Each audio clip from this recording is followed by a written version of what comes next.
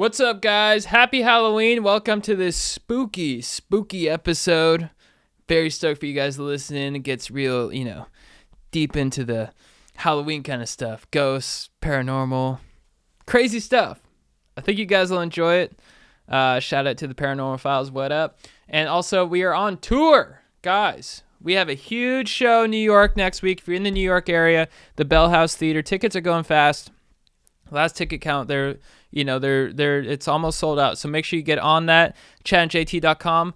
Strider and Hannah will be on that show. And then we will be in Minneapolis, the Varsity Theater, November 16th. And then Detroit, House of Comedy, 17th to 18th. Strider will be there. And then Denver Comedy Works, early December, I believe the 6th or 7th. Strider will be there for that weekend as well. So make sure you get your tickets at chadgoesdeeppodcast.com.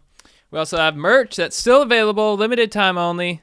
Some people have gotten it and sent their photos in. Very stoked on it. Make sure you get your stoked gear today at shop.chadandjt.com before those items go off the market. We're also brought to you by the legends at DraftKings. What up, DraftKings? Thank you so much for sponsoring the pod. Download the DraftKings casino app now. Sign up with promo code DEEP, D-E-E-P. And new customers get a deposit match up to $100 in casino credits when you deposit $5 or more. Only on DraftKings Casino with promo code DEEP. We're also brought to you by the legends at Helix Sleep, my favorite mattress business in the biz. The best mattresses in the biz. I mean, they're highly rated by GQ magazine. I have a Helix mattress. I freaking love it. You should never have to compromise on comfort, guys. Helix has mattresses with cooling technology that helps regulate your body temperature, whatever the season. Helix is offering 20% off all mattress orders and 2 free pillows for our listeners. Go to helixsleep.com/godeep and use code HelixPartner20. This is their best offer yet, and it won't last long. With Helix, better sleep starts now. All right, let's start the show.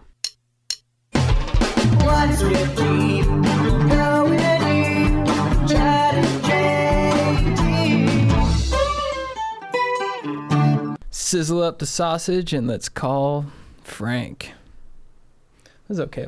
What's up, Stokers of Stoke Nation? This is Chad Kroger coming in with the Going Deep with Chad JT podcast. I'm here with my compadre, Jean Thomas. What up? Boom, clap, Stokers. Is Frank the Sausage King of Chicago from Ferris Bueller? Is it? I don't know. Someone's listening and they're pissed. Let's go with it. Mm-hmm. We're here with is it Browen? Browen. Colin Browen. Yep. Welcome to the podcast. You have your YouTube channel, The Paranormal Files. Yep. I'm a big fan of it, so Thank very you. very excited to have you on the pod. Yeah, people usually say Browen. Browen. My best friend at my wedding said to the Browens. So I'm glad you said blew Browen. it like that? Yeah, he blew it. How'd your fam take it? They didn't say anything, thankfully. No Classy. one said anything. My They took wife the brought it high up. road. I'm like, damn, he did say that. Yeah. That's hilarious. Well, yeah, thanks for coming on. So, It is spooky season, dude, Halloween time. I found you about a year ago. I went to Reno. My girlfriend's from Reno, so I went to Reno and I heard about Virginia City and the Washoe Club, which is like one of the most haunted places in America. And I was like searching on YouTube and I found your video, and you do like raw, long, like 2-hour ghost, like paranormal investigation videos. Some people say it's too long, but I mean, for our stuff, the history is super important. So that's why we always have like really long tours. Yeah. And I've got a story about the Washoe Club that's interesting. Yeah. Basically, they don't allow you to Ouija board in there, which I didn't know at the time that we filmed our investigation. And I woke up the next day. I'm like, we left the Ouija board. God damn it. So the next day we called, and the owner actually took our Ouija board and threw it in the trash. Right. Yeah. And I'm like, this is a 1970s like vintage Ouija board that we want to use because it has this historical relevancy with what's written on the back of it. It's got like pentagrams and stuff from the family before. So I had to go in and like tell them, I need this board back. But she told me it's in the trash. So we had to go back out to the backside of the Washoe Club and actually get the damn Ouija board out of the trash bin. That's how afraid of Ouijas and stuff they are. I mean, I'm really not, but... And what's the origin of Ouija boards? Well, I mean, it started actually in Baltimore, Maryland. I can't remember the year, but that's where they got the name Ouija, and that's where Elijah Fold is buried. We're actually right now doing a whole documentary on Ouija boards. We did 9 sessions at some of the most haunted places in America. And I don't know. I mean, people think that it's evil to do a Ouija board because of The Exorcist. If you've seen, obviously, I just watched it. Yeah, and that's where that fear comes from. I don't personally feel like it's that evil, but we've had some really just weird experiences with them that are like, I don't want to believe in them, but then you have that one time where you're like, shit, maybe there is something to it. Yeah. Because it's weird. What's the craziest experience you've had with one? Well, I'm from South Dakota originally, and I live in Houston now. But back when I was in my house, there's a whole story about my house being haunted. That's how I got into this. We were doing a Ouija board, and it spelled out this weird word. And I'm like, I have no idea what this is. My friends had no idea. We looked it up. It was Lakota Sioux for warrior. And I'm from Sioux Falls. So we're like, okay, that's strange. So we asked this thing to blow out the candle, and right in front of us, the candle goes and snips out. And I'm not filming this. This is back when I was just doing it for fun. Right. And later that night, I'm sitting in my bedroom, and I have the lamp next to my bed. And it's like 3 a.m. I'm on my phone, and the lamp turns off. Yeah. I'm like, oh shit, the bulb must have blown or something, you know? And I look down, and the actual plug in the wall had been yanked out of the wall. Wow. Yeah, it was like 3 or 4 feet from the actual socket. So I'm like, that's pretty weird. Yeah. I wanted to like ask my mom to come sleep with me, but I was 20 at the time, so I'm like, probably shouldn't be doing that. I get that. Yeah, there's some weird. I mean, we've done like blood rituals with Ouija boards, like some really crazy trying to push the limit stuff. I've never felt anything super evil, but I'm sure there are going to be people that watch this and say that I'm a fucking idiot, you know, for doing that. What does that entail? Well, the thing is, people think that doing a Ouija opens up the portal, if you want to call it that. Right. You're just allowing any spirit to come through, which I do think is possible, but that's more like intent. If you're asking for anything to come through, it's the same as using a Ouija board or a different communication tool. And I've never had anything evil. I know people that have, who like almost committed suicide, and like I've talked to a lot of different people that have gotten actually like black eyes and like white eyes, just some weird shit. So it's always creepy doing the Ouija, but yeah, I've never, just the plug pulled out of my wall was the weird thing. Do you ever get scared, like where you're like, oh no, I just pissed off like the wrong spirit? Yeah, definitely. Yeah, we have done, I mean, we've done probably 400 investigations now, and usually they're not dark, but we choose kind of darker places to visit. Even recently, just this weekend, we filmed at the Nevada State Prison, which is a huge, I mean, they had so many inmates there, and I think it was 46, almost 50 executions. And I don't know why this is a trend lately, but everyone that I've talked to in the paranormal keeps saying that the energy's changing. Like stuff is getting darker at these locations. I don't know if it's because people are more interested in it, but when we're there, they said, oh, this place, you will have a good time. Like there's nothing bad here necessarily. They opened the damn death chamber door for us with the actual, they have the bed from the lethal injections and the pillow. It's all original. And the moment they opened that up, they said, okay, guys, there's actually something evil here tonight, so you have to be careful. And for the first time that I've really had in years, I couldn't remember about 45 minutes of what happened to us. Really? Yeah, and I've never had that. I actually had this like really weird experience where one of the people that was with us offered to ground me, like if you know what that is, with energy, like connect yourself to the earth and kind of like cleanse. Right. And while she was doing this, I saw like this flash, and it looked like Nosferatu mixed with Marilyn Manson, if you can kind of like picture that. Sure. Fucking like a creepy ass face. Yeah. And it would not go away. And then later that night, I saw it in a dream too. Yeah. And so I was thinking, is that something from the prison? Is it, you know, I never really know. I don't claim to know exactly what the fuck is going on with any of this, but yeah, we've done a lot of weird stuff like that. So is the prison? Is it still? Is it abandoned or is it? Yeah. Okay. So they have the actual Nevada State Prison next door still. Okay. Gotcha. So you can't like fly the drone too high or anything. And they said if you hear noises, it might be an inmate that broke out of the other place. I'm like, Right. holy shit, that's kind of creepy. So do you have like a overall theory on what ghosts remain? Like, is it more likely to have a ghost in a place where brutal stuff like lethal injection happen, or is it just as likely that it could happen at a more positive or happy kind of ending place? Well, I have a lot of theories on all this, but obviously I think brutal like murders and deaths, they have just such an energy output that stains the area so much more than like, you know, Old just age living or in your something. house. Yeah. Like you die in your sleep. It's not really that traumatic or shocking, but we've done places that are like theaters, stuff with no death. We just did a high school recently where no one died, but it's extremely haunted. So like the energy that people are putting out into these buildings for like decades, that Right, because high school remains. can be traumatic. So it could be Yeah. from like bullying or alienation and stuff like that. That remains in the fabric of the building. Yeah, I did my first video ever was at my high school in South Dakota, and it was super haunted to the point where like the high school newspaper invited me out to do a ghost hunt because I was living in a haunted house at the time. So I was like, okay, sure, I'll come out. And we had like voices coming from the other room, banging.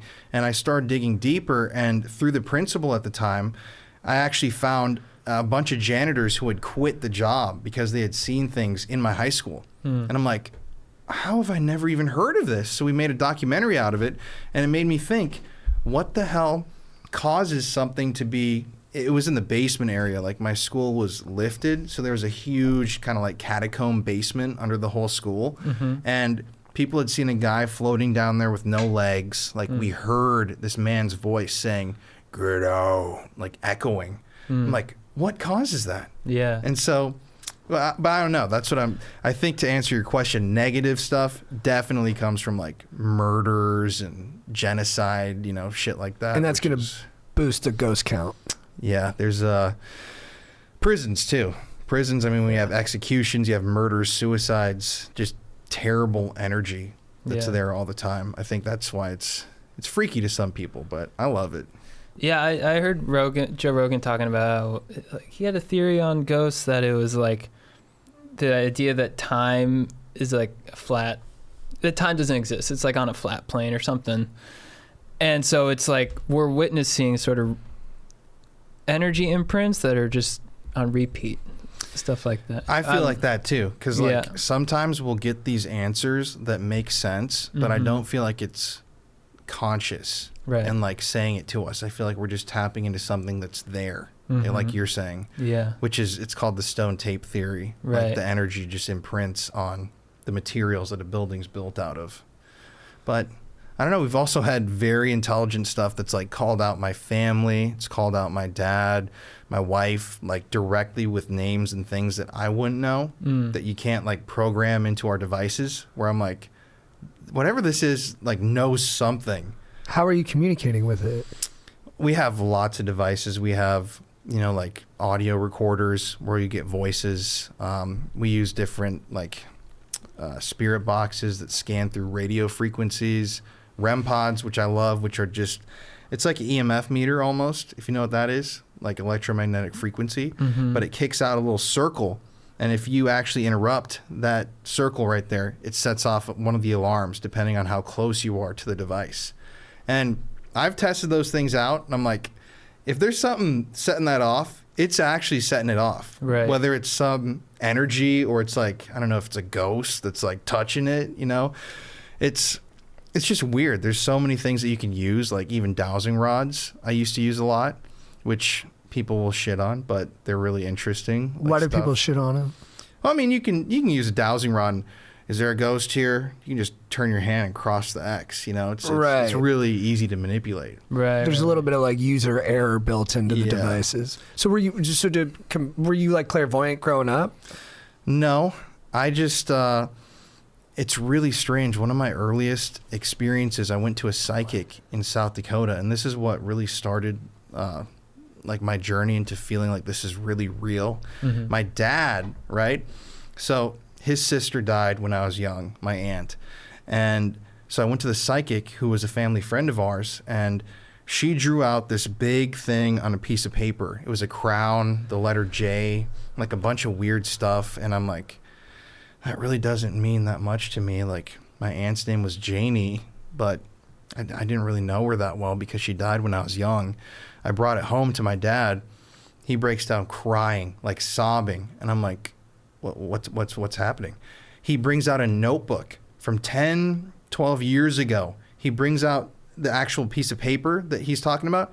She drew exactly what he had drawn on that notebook, like decades ago. And it was him dealing with the grief of his sister, like her passing, and how he was having these visions of like this crown that was jumping up and down on a balcony. He was seeing this.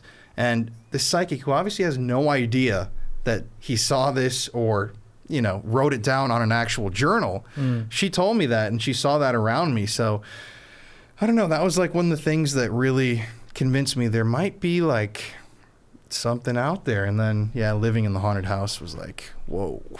Yeah, you lived in a haunted house. Yeah. Yeah, we my family actually built this house. So it was like brand new ground. No one ever lived there.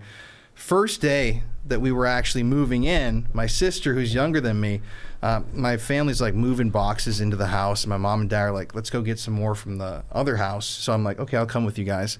Leave my sister there. 10, 15 minutes later when we get back, my sister's actually taking the screen door off the window, or the, whatever you call it, the window screen.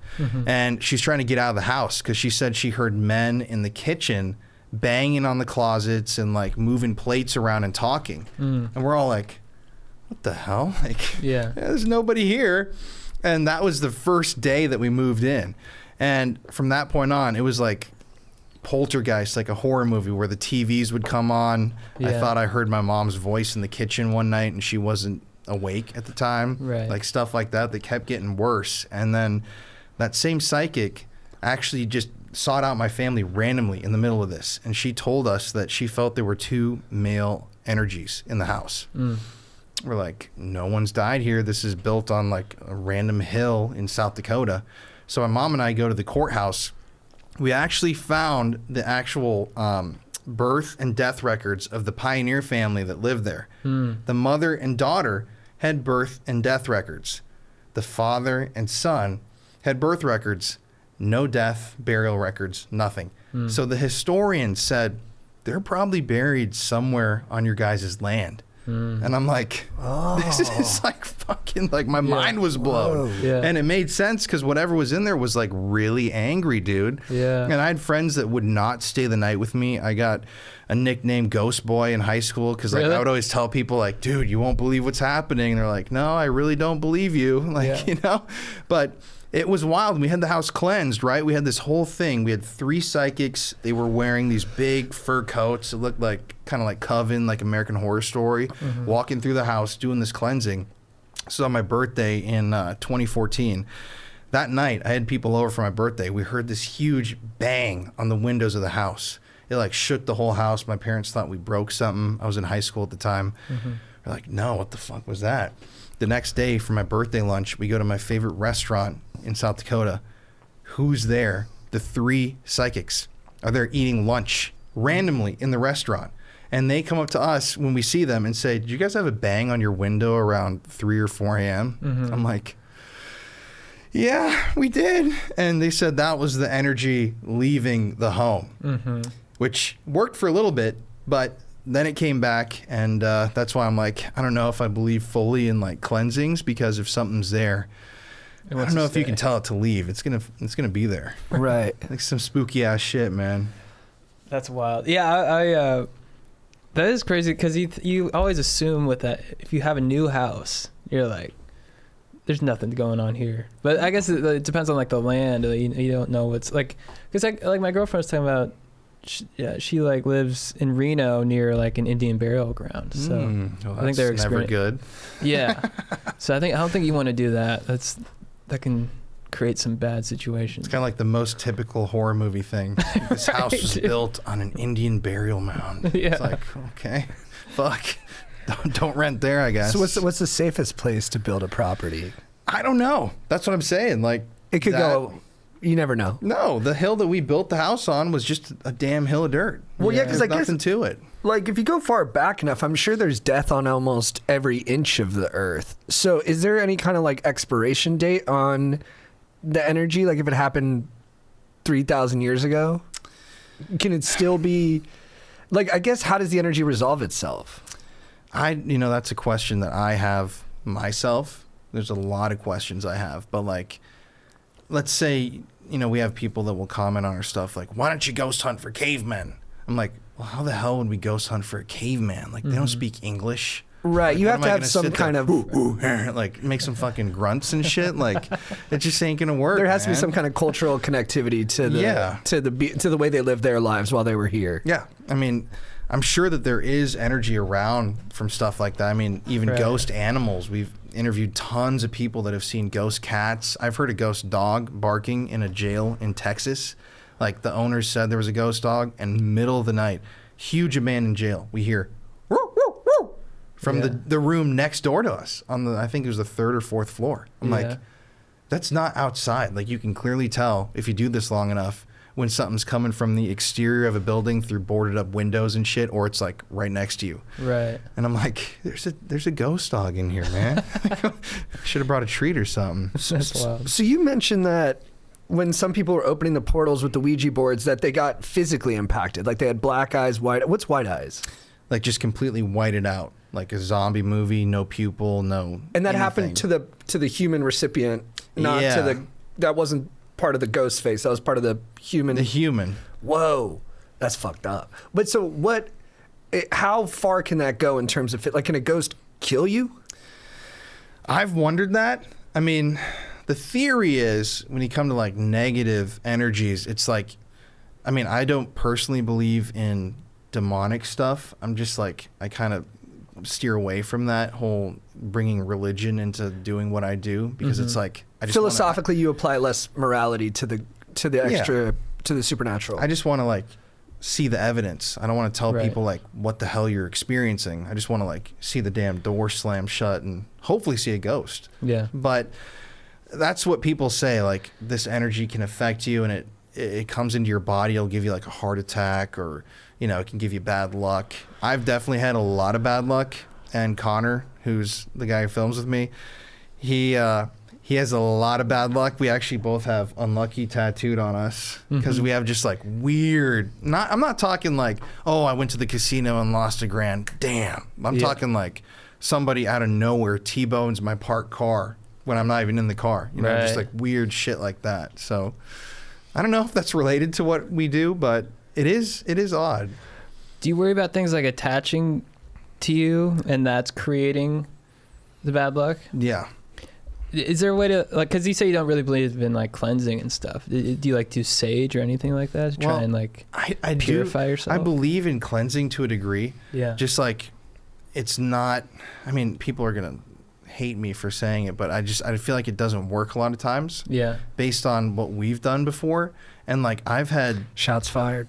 well, I've had definitely like Shots fired energies against the attached sage to me, community, bro. Yeah. but they do these cleansings and then it like doesn't work. Yeah. Like my house, I told you the whole thing about the psychics coming, right? Yeah. A couple months afterwards, my dad is in the house. I'm in college in Texas at the time. He calls me at 3 a.m. and he said he heard somebody run from like my bedroom area all the way to my parents' bedroom, which is like a good 30 feet, like a Yeah. big distance, open kitchen. And he pulled a gun out and was walking around the house thinking someone broke in. Right. And no one was there, obviously. You've I'm got like, a tattoo of a gun on you, right? Yeah, I do. What kind of gun is that? Glock? Glock Nice. 40? Yeah. Nice. Yeah. 17 round magazine or 11? I'm going to go 17. Nice, yeah. Let's go all out, Before like man. 2009. You big, it doesn't even matter. With the, so you got a girlfriend. How quick into dating did you bring up all the, like, your passion and your career to her? Well, it was immediately because it's funny because her parents are very religious. Like, they have a very big background in religion. So that had to be something that I brought up to, explain to them, your son-in-law is going to be hunting demons on the weekends. So like there has to be some sort of agreement here. Yeah. And luckily they love it. And Yeah. like I said, Connor's literally my brother-in-law. Yeah. So his parents, like his uncles and aunts, watch our videos. Yeah. It's just a funny thing with us. But it was definitely weird. But luckily enough, she ended up being a huge true crime fan. And that's why Right. we started our podcast. So it's like ghosts and true crime are somewhat similar morbid curiosities. Yeah. So it worked out for the best, I think. And did she believe in ghosts prior to meeting you, or did you kind of like, what was the kind of ideological differences there? I think she hadn't really ever thought of them. You know, like she'd never gone out for an experience or like tried to ghost hunt. But then we went on a few and she definitely started believing, which was weird. We actually, this is funny. We went to an abandoned nursing home in Texas. I took her there on like a date, which is really You did? bizarre to say. That's awesome. Yeah, we went and I like knew this spot. It was super dope. And we went in and they had these like big bed rails, like, Yeah. you know, like on the side of a bed. And they were just in the trash outside. I'm like, these things are dope. Like, let's hang one up in our apartment. Obviously, they're rotting. Like, no one cares about them. We brought that thing home. And ironically, a couple days later, I came to L.A., and she calls me about 10 p.m. and says the bed frame flew off the wall like 5-6 feet to the ground when she was in bed. Really? Yes, and that was her first kind of big paranormal thing. And I'm like, that's a little scary shit. Like, I'm sorry to do that to you, but Yeah. it ended up getting so weird in our own apartment that one day, and I don't know how to explain this. I mean, this could be like a crazy homeless person outside of our apartment, but we came home from grocery shopping and all of our furniture on our patio was flipped upside down. Like the table itself was not on its side. It was a circular table. It was actually completely like interesting. legs up. And I'm like, that's a little freaky. So we ended up going and bringing the bed rail back to the nursing home and leaving it there and saying, I'm sorry if like you didn't want us to take this, but yeah, that kind of convinced her that there's something there. Cause Yeah. So do you think like energies can attach to objects, and that's a real thing? 100%. So Yeah. I've been watching Annabelle. Do you like yeah? The Conjuring franchise? Oh yeah. Yeah. We're going to the Conjuring house in December. Have you been there before? Yeah. I went in 2020 and I mean, I love the story of the house, Yeah. but out of all the places that we've been, I didn't really feel anything too extreme. And once again, Right. that's going to be controversial because I know people claim that that's like the most evil house in America. But there's other places that we've been where like it's evil. Yeah. A select couple places that are like scare me. What's the most evil place? I'd say one of them's got to be Sally House. If Where's you ever heard of that place, Mm-mm. it's in Kansas. And it's interesting because the story of the house is that this young girl named Sally, it used to be a doctor's house, and she was brought in and the doctor was doing an operation on her and he somehow messed it up and this young girl died in the house. Well, I, doing research, interviewed people in the town, and this is confirmed. The mayor of that... A little closer to the mic. Oh, yeah, of course. The mayor from that town actually invented the story, like back in the, I want to say 60s or 70s. So Sally was not real. She never died in the house. And yet, this house is like the most evil, like the most dark, like just like bad feeling house that I've ever been to. Right. Could it be the guy who made up the story? Is that his ghost that's still there because Well, of his like I don't dishonesty? think so. I mean, the thing is though, there's a couple, the Pickmans, who lived there in the 90s, and the husband actually had these visions and he felt like he was being compelled to murder his wife in the house. And people were getting scratched, like stuff was being thrown around. Like it was documented by multiple people that this place was evil, but no one knows like exactly where the hell this came from. But I mean, I filmed there 3 times. We actually just filmed there a couple weeks ago. We had 3 different balls come flying down the stairs. Like Balls? we have a security camera or like a static camera that sits on them, and you can see that they're not towards the edge of the stair, but you can see something like push them off right when we're in the other room making this contact with this thing. Wow. So it's physical. Is ball a term? No, I'm talking like a bouncy ball, Right. a ping pong ball. That all came down the stairs? Yeah, all three of them. Whoa. In about 20 minutes. And this is a quiet street. Like there's no vibrations, no Yeah. train tracks nearby.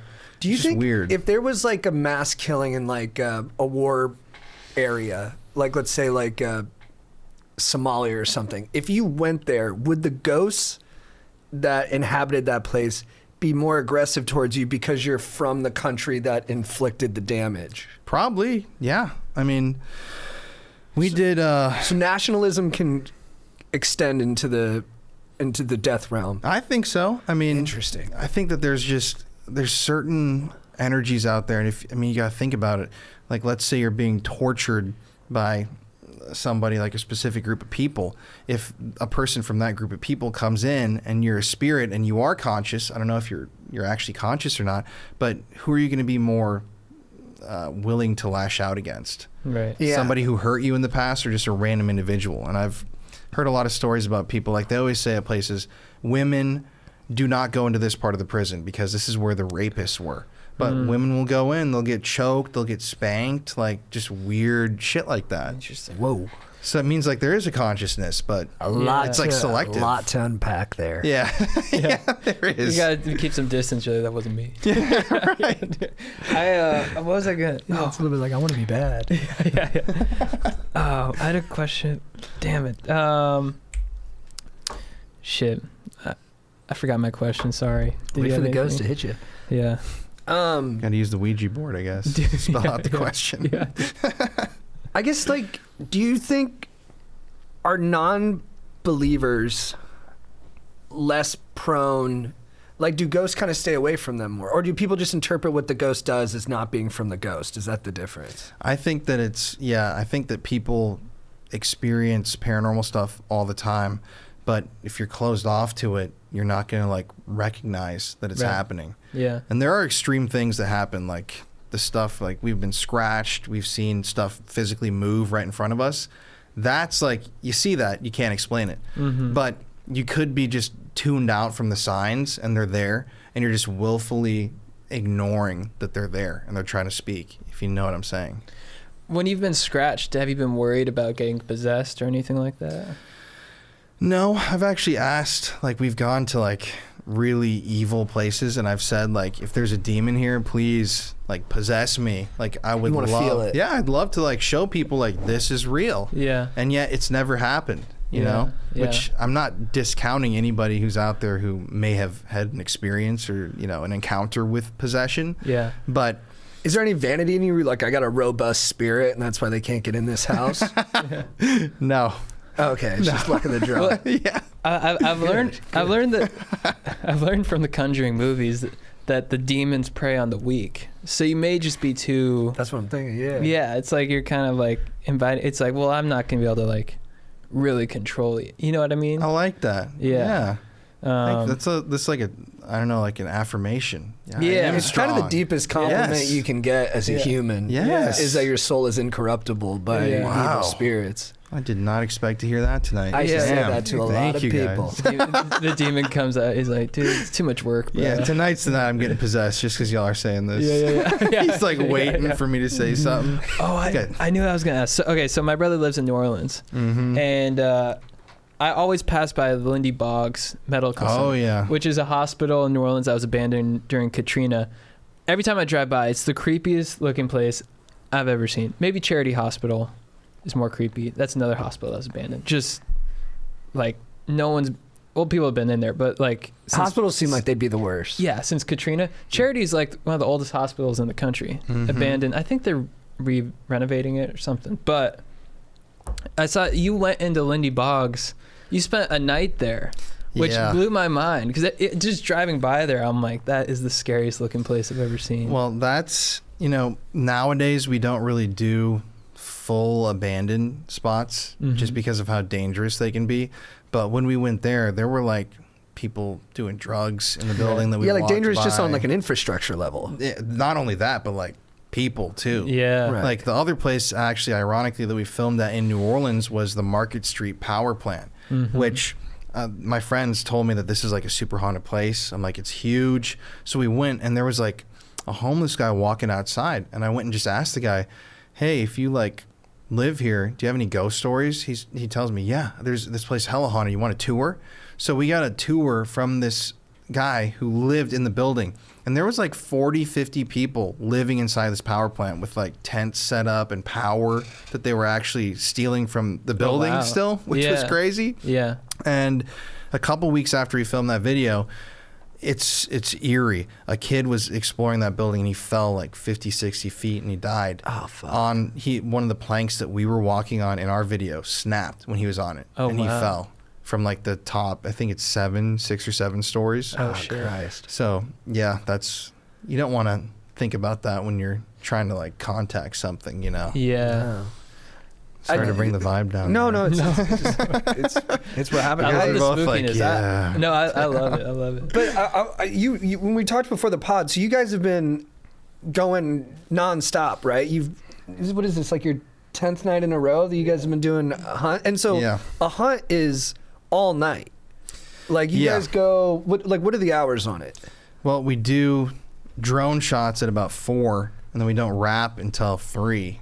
So it's almost 12 hours of just straight filming, you know, and then you got to interview people, and some people will spend 2 nights at a location, but we only do 1 just because we have to fit so much into the schedule. And you're just on the road. You're just going place to place. Yeah. Like one night you'll be doing a prison, and then a high school, and then a hotel, which is what we did this trip, and or a demon house. And the energy definitely, I feel, gets to you when you put yourself out there so much and you surround yourself with especially bad energy.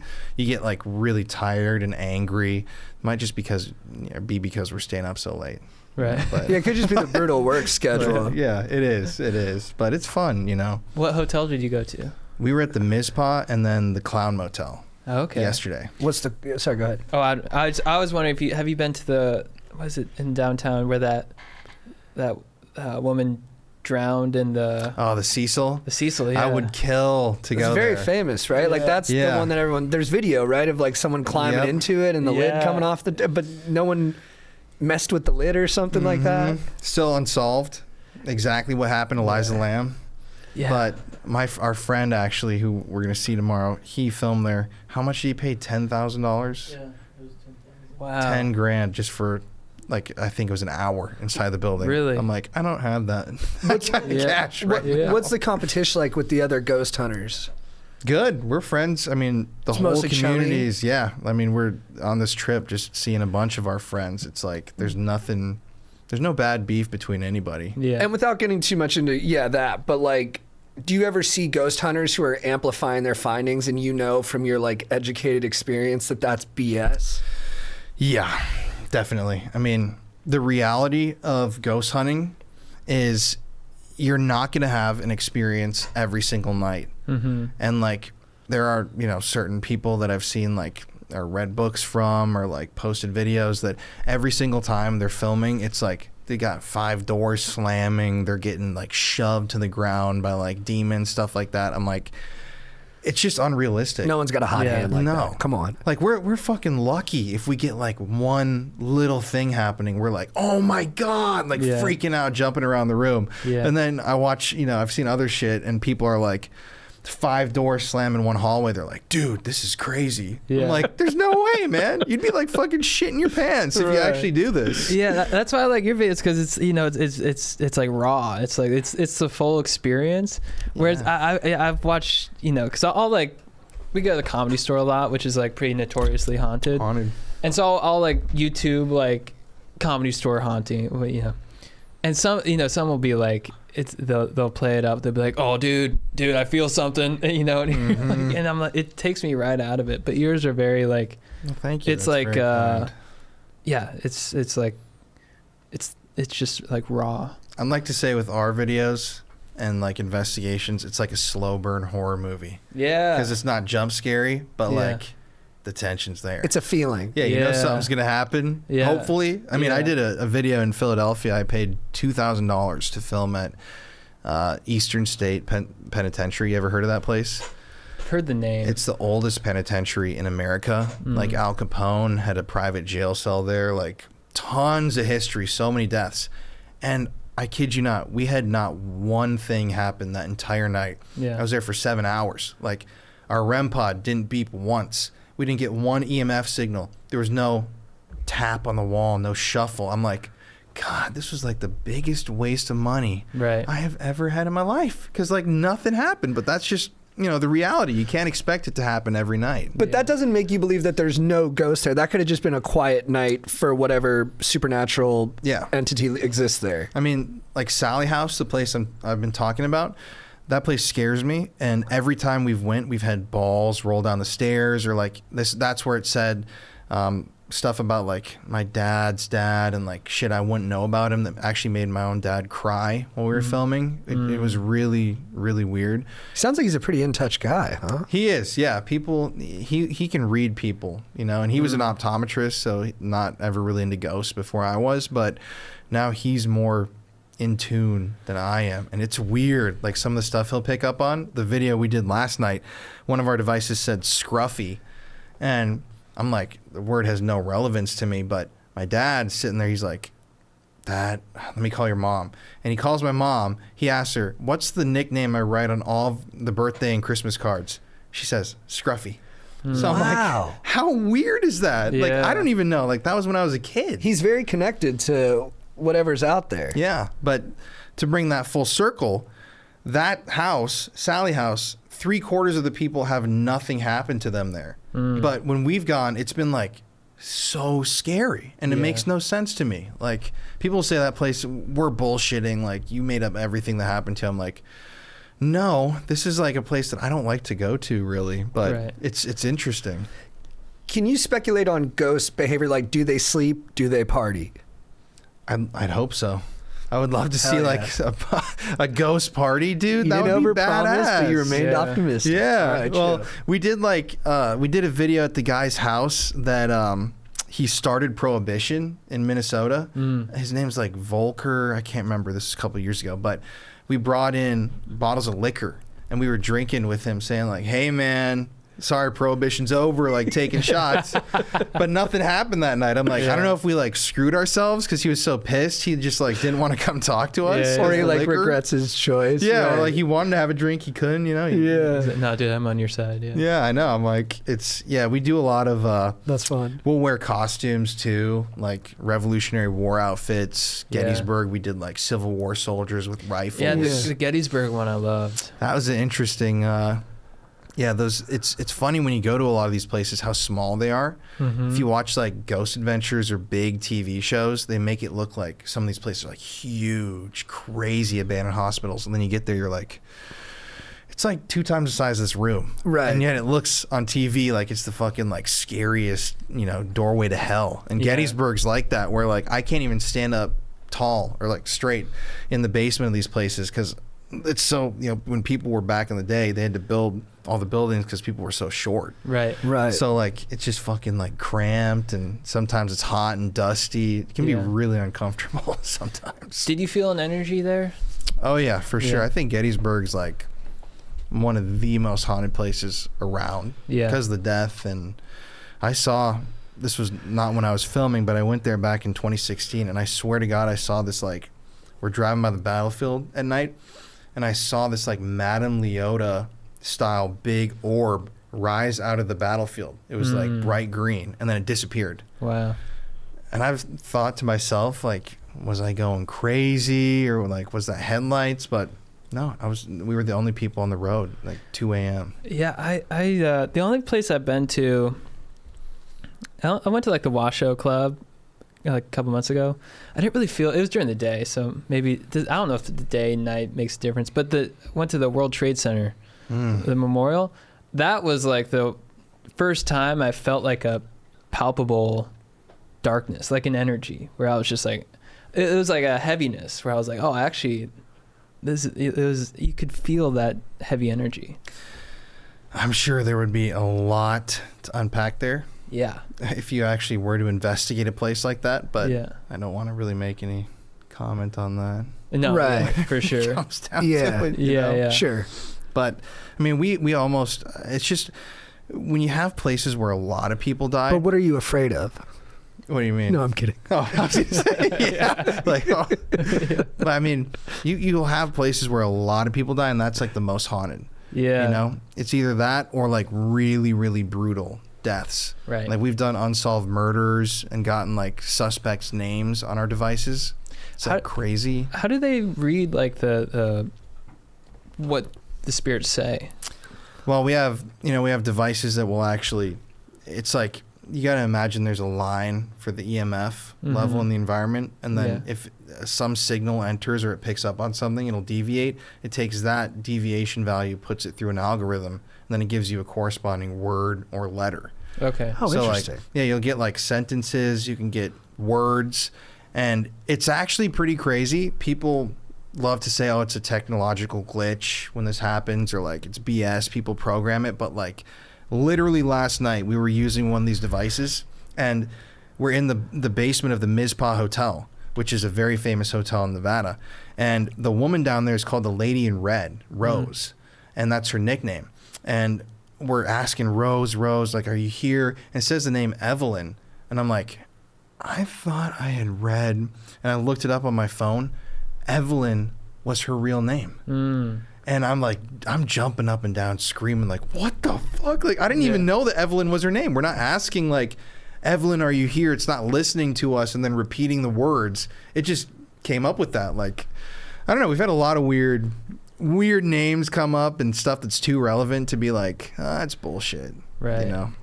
Do you ever like feel like you have to like wash yourself off of?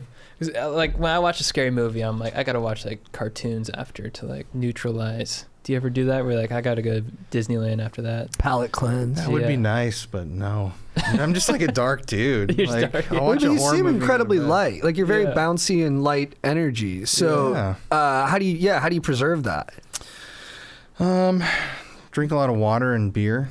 And do you have like a morbid? Were you always into like the bad stuff, kind of? Yeah. It always made you feel kind of lighter. My mom was like super into Halloween when I was a kid. So like I grew up decorating every year for Halloween, just loving like cemeteries and history, and somehow I found the perfect career path that led me to do ghost hunting full time. And Yeah.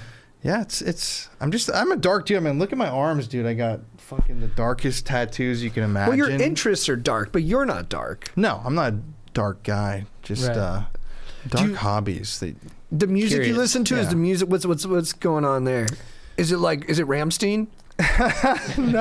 No, it used to be Rob Zombie though. Right. Okay. Yeah. Kind of Marilyn in that, Manson and kind of in that all world. that. And good director too. He makes good horror movies. Oh yeah, I'm seeing House of 1,000 Corpses on its 20th anniversary this year. Oh, Dude, nice. I saw him in concert and he was phenomenal. Like Yeah. it was at one of those like jumbo shows where they got all sorts of different acts. Oh, yeah. And I wasn't expecting. I wasn't a fan, so I didn't know what to expect. I was blown away. He was the best performer of the night, and it was a stacked lineup. Well, my favorite band is Typo Negative. You ever heard of them? No. 90s goth metal. Nice. It's like very beautiful, very depressing. Like almost like the Beatles meet. I don't know what the other band would be, like heavy. And like for my 21st birthday, instead of going out and like getting hammered, I flew to New York and went to his grave, the lead singer, because he's dead. Forgot to Right. mention that, Peter Steele. But yeah, my music tastes all over the place, honestly. It could be like really light pop music, and then my wife hates it because it'll go from like a rap song to just like the hardest metal that's like the moment the song starts. Yeah, It's yeah. like, turn the shit off. You should go from like Katy Perry to Mudvayne. Pretty much. Yeah, Yeah. yeah. So do you find that people who are into that stuff tend to be lighter? Like What do you mean, energetically? personality? Yeah. I think you have to be to do this. If you do it constantly, you can't be, easily Bummed. influenced. Yeah. Right. Because that is where I've definitely seen people that have investigated and like done it more frequently, and I've like friends of mine, I've watched them kind of like change, you know what I mean? Or like people I knew that even walked into a place and then at the end of the night I'm like, you're just a different person. Right. Yeah. Which is weird, and I can't explain that. It's just Do they maybe- change back? Yeah. Oh, yeah, okay, yeah, hopefully. Yeah. I mean, I don't see him the next day. I So thought it was fuck, I don't know. permanent, too. Yeah, I was Yeah. like, that's scary. but you're very light too, and you Yeah. like the dark stuff. I love all of it. Yeah, I'm scared to go into to do what you do. Like you going got to to do haunted- it. Yeah. I don't know, man. I'm scared. What I'm scared of is things attaching. Really? But, yeah. But Well, you did bring home an energy one time from New Orleans that's too. what my girlfriend said. Yeah, but What happened?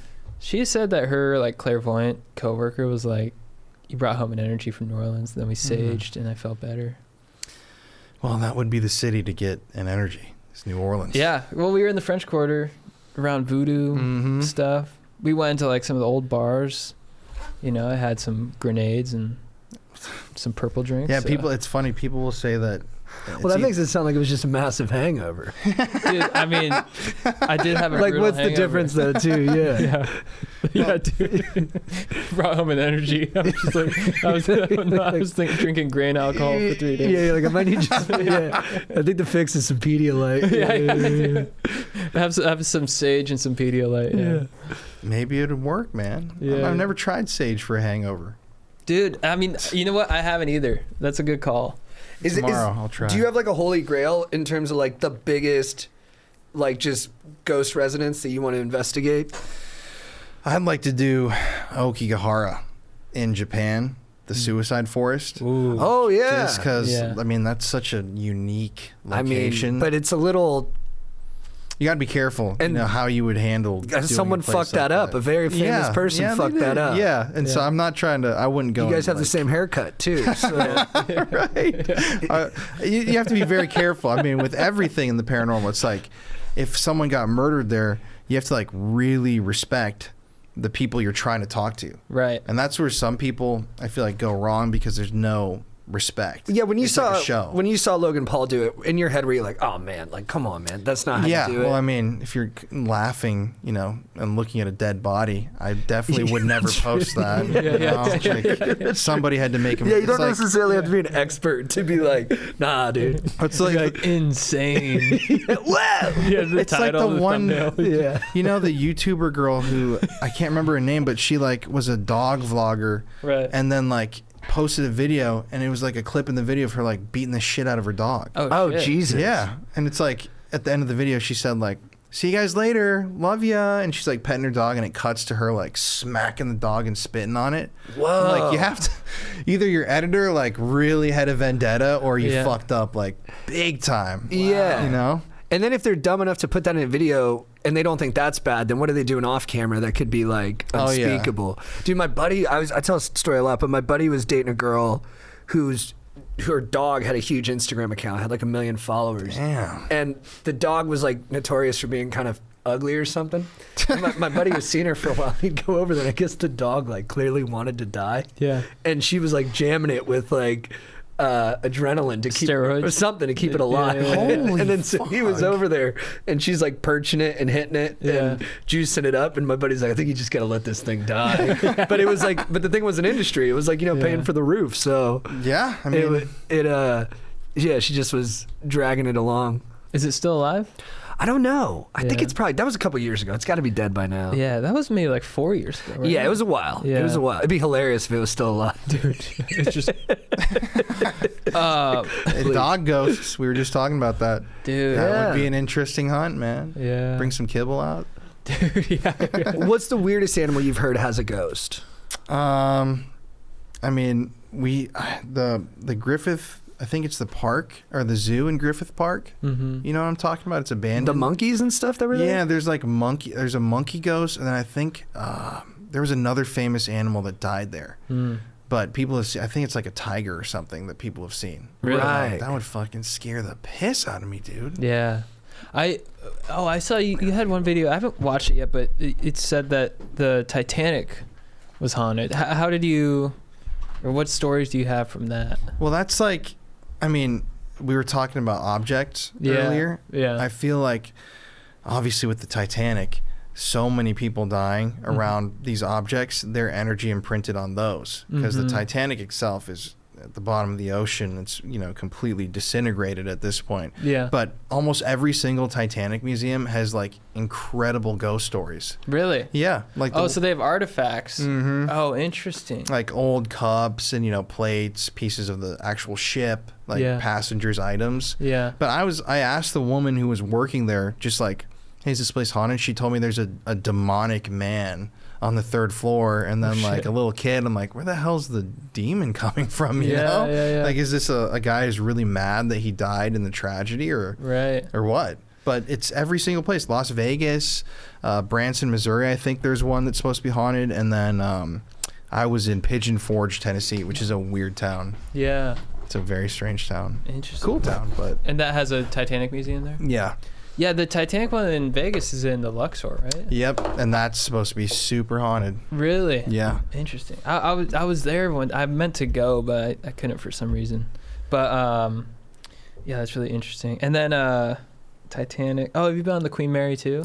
I was actually a part of an event in 2020 before they like reopened the ship, and so we had the whole place to ourselves. I think there was like 20 or 30 people like in total with the crew and everything. Yeah. And you know, the stories of the Queen Mary, some of those are also fabricated. Like the most haunted room is Right. not, you know, there's no real history there. It's like a Disney thing. Where Okay. They had like sound effects installed in the room, I believe, something like that to make it seem haunted. Yeah. But people go in there like, this is the most haunted fucking room ever. Oh, they And- install shit in there? Yeah, they did back in the day. Hilarious. Oh, so it's like pure contrivance. Yeah, I mean, but not nowadays. okay. Back, I think, decades ago. Okay. I think Disney actually had a hand in it. There was something Yeah. with Disney where Yeah. they did like a haunted mansion type like hotel room. Oh, interesting. And it's B340 at the Queen Mary. Yeah. And yeah, I watch other YouTubers go, and it's like the scariest room ever. And when I went, I got way too drunk with my friend, and I ended up throwing up in the toilet. I was like, oh, this is fucking scary, but not really for the right reason, man. Don't get drunk on a ship, man. It's just not a good place. And you mentioned earlier that some of your ghost hunter buddies and you have all felt that in general the energy is getting darker. Yeah, it's really strange. Like every place that we filmed at this month, almost every single one has said this place got darker in the last like couple months, which it was weird at first, but then every single place started telling this to us, and I'm like, I don't know what's changing right now, but for example, we went to the Sally House. I keep talking about this place, but it's super interesting to me. And we brought a psychic there for the first time, and she comes in and tells us, this is the first time I've ever been afraid of this house, and it feels like really dark. And she was describing how she felt like she was on a boat, like teetering back and forth. So she left. We're like, okay, that's kind of alarming to hear since we got to spend the night here. We had a second person come in to interview. She said the exact same thing, and we didn't tell her anything about what the psychic had just told us. Right. But she came in and said, this house feels different tonight. I've been here 4 times. And it's different, and she even said she was feeling like she's on like a rocking boat. And Connor and I are sitting there going, how is that possible for 2 different people to tell us the exact same stories like an hour apart from each other if there's not actually something that's changed? Yeah. You know? Yeah. Especially people that have been there before. If you had to speculate, what do you think is the overall reason behind this new darkness? Well, that's quite a question to speculate on. I don't know. I feel like the world is just like, there's a lot of darkness in the world nowadays, especially with like social media and like the anxiety that's giving people. I definitely think that there's more just general unease and anxiety in just like the environment. Like kids growing up, like I could not fucking imagine growing up with like social media as plugged in as we are nowadays. I can barely handle it, and I'm 26. Yeah. So does our energy impact the supernatural as well? 100%. You can go in with really good energy, and you get good, Good spirit vibes responses. back. Yeah. Yeah. It's like an echo chamber almost, because then you can go in with like really bad energy, and that's when the bad shit happens. Like I've had really bad days where I've gone to like investigate, and that's when you get scratched, or like they know that you're like pissed off already. I don't know. I mean, that's what I think, but that's when that shit happens. Have you had to cut homies from the crew because they were bringing bad energy into the hunt? Not really. Just people have quit because of stuff that we've seen. Like It gets too heavy for them. Yeah, like people have been scratched and they're bleeding through their shirts. I think that's like extreme enough of an experience to be like, I don't really want to do this anymore. But for me, I like it. You know? When are you gonna do it, dog? Dude, I want to go to the Queen Mary. I think that'd be cool. Yeah, Dude, we talked should about go that. sometime, man. Yeah. I'll come back out and we can go to the Queen. Dude, yeah. We can drink My some girlfriend would beers be down, too. too. that sounds really nice. I'm down. I'm super down. My girlfriend's braver than I am, but she loves all that stuff, so. Well, looks like you got to man up. Come Yeah, on, yeah, man. Yeah, dude. Yeah. I'm a scaredy cat. Bro, dude, come on, dog. Dude, goes to be like, who's that guy in the pink shirt? He's a pussy. We've been doing this 3 when you nights say this you get week. too scared, do you mean you just like will like make an like you'll be like ah, or like you Yeah. won't go in? Yeah, I think I'm just maybe a little bit more just jumpy. Yeah. Dude, there was an old like abandoned house in Idaho, and my family used to go there around there for vacations and stuff, and everyone. Wait, you used to go to an abandoned house for vacation? No, there was one like nearby that I guess back in the day there was like Dutch settlers there, and there was like gun slits where they used to shoot at like people who were trying to rob their resources, and like a couple kids are buried not far from there who died of like exposure in the winter and stuff. It's got like a lot of elements to it where things went sad or bad there, and people would always come out on vacation there with us and stuff, and we'd always be like, oh, that place is haunted, like, and brave people would always be like, oh, no, I'll sleep there tonight, I'm not afraid of that stuff, I don't believe that stuff. No one ever made it through the night. Really? Everyone would come back. Damn. I love stories like that though. Like no one could spend the night here. It makes me want to like go spend the Yeah, you want to go. I'm like, And- come on, where is this place? And that was the reputation it had, so a new person would show up and be like, oh, well, I'm the person to do it. And then sure enough, you'd see the car drive out there, and then you'd just see the car lights, you'd see the headlights coming back like an hour later, and everybody else would just be chilling like, yeah, no, we knew you were. I mean, it might have just sucked out there too. It's Yeah, like an right. old abandoned kind of shed, but I don't know. There's it across the board, didn't matter who you were, what your background was, no one made it through the night. What would they say when they came back? They just got scared. They heard noises. They felt dark energies. Sometimes they wouldn't even say much. They just come back and be like, fuck that. Yeah. That was like the whole of it. But yeah, I'm trying to think what the specifics were. I don't even know if I ever. My house in San Juan, my mom and her friends thought there was a ghost there, and I used to hear my mom talk to the ghost. Like she'd be like, get the fuck out of here. Like my mom's real hilarious and like would be real casual with the ghost. But yeah, my mom's more into that stuff. I guess I have kind of a more, I just haven't seen it yet. But I'm very afraid at night and used to have terrible nightmares. So I am afraid of stuff in that realm. Yeah. You know, it's funny because we don't do alone stuff really. Like I know a group of our friends, Project Fear, they had like a TV show, and their whole thing is like, we're going to spend the night here and we're going to all be in the building alone for the whole night. And so we went out there with them in May, and they invited us to come film a video with them, and I didn't know we were going to be doing the alone stuff with them.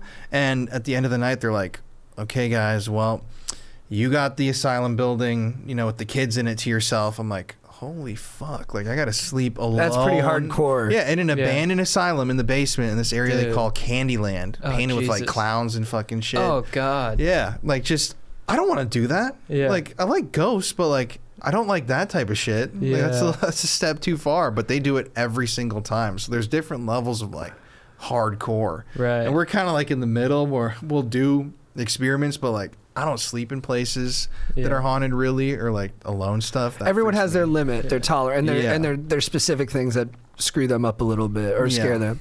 And do you like the camaraderie of it? Like when you hear something, then all the guys are like, oh, like, Oh yeah, it's awesome. that's dude. got to be a really fun part. I mean, the best part is like when everyone gets like freaked the fuck out. Yeah. You know, like we filmed. This was like probably top 3 videos we've ever done. Investigations was like a month ago, not even 2 weeks ago, at this house in Kansas, middle of nowhere. It was an old hotel, like interesting history, but nothing like dark or evil. But I mean, you should see the footage. It was so fucking insane how loud this thing slammed the wall. It hit the wall. You could hear the hangers in the closet shake, and this huge ball came not just rolling out of the closet, it came flying out of the closet and Whoa. smashed into our tripod. Like Really? a guy was in the room like throwing it at us. Wow. Yeah, and so everyone's there. We're screaming like, "Oh my god!" Like I almost ran down the stairs to get the hell out of there, but I'm like, Yeah. "Damn! Like this is what I want to see." So like Yeah. I gotta kind of like not Yeah. leave. Yeah. But 5 minutes later, there's this creepy ass doll sitting in the attic. So the Yeah. story of the house is there's an axe murderer who, this is a confirmed thing that happened. He like lived in the attic. He was accused of coming down and raping this woman and chopping her up with an axe. He decapitated her. And so they took him out of the attic and then lynched him outside in the 1800s. They don't know if he actually did it or not, but the guy that they killed lived in that attic. So there's a fucking doll, of course. They have a creepy ass doll sitting there at the entrance to the attic. And after that ball came flying out, we're all sitting there like, that was pretty crazy. There's no way something else could happen. Yeah. That doll comes flying out of the attic at us. It's like It's not like it just fell and it hits the ground right below it. It came flying out and was like 2 or 3 feet from the actual hole in the attic. Wow. Like someone was up there and like punched it or I don't know what the hell Right. happened. But Yeah. when that sort of thing happens, in the footage, you can see everybody just losing their minds, dude. Like, Yeah. oh my fuck, like screaming, and the energy's so like crazy because you know you just caught something like wild. Yeah. And that's like really rare, dude. Usually we just sit around for like 5 hours listening for like a fucking whisper, you know? Yeah. You don't ever see like a doll flying. Like, that's real horror movie type shit. That is crazy. I couldn't sleep afterwards. I'm like, that was just, yeah, that was wild. That's scary. 2 weeks ago. Yeah, it was a. That was 2 weeks ago? Yeah, it was a Monday night. We're like, oh, just an average Monday Monday night. night. Yeah, you yeah. know, what the fuck are we doing, Yeah, man? you're like, I can't wait till hump day. Yeah, right. Have you communed with the with the dead? Have you talked to like dead spirits, like conversationally? Not, you know, I would love to actually just sit and be able to chat, but it comes in pieces. You know, it's a waiting game when it comes to like paranormal stuff. Guys, I'm interrupting this podcast. Hope you're getting down with the spookiness. But I'm here to let you know that we are on tour. We got a huge show in New York next week. The Bell House Theater in Brooklyn. Get your tickets at chadgoesdeeppodcast.com before they sell out. We are also going to be at the Varsity Theater in Minneapolis and Detroit for that weekend, November 17th, 18th. Minneapolis, November 16th. And then Denver, early December. Those are going to be with Strider, guys, so make sure. Also, Strider's going to be in New York, and Hannah's going to be in New York, so make sure you get your tickets at chadandjt.com.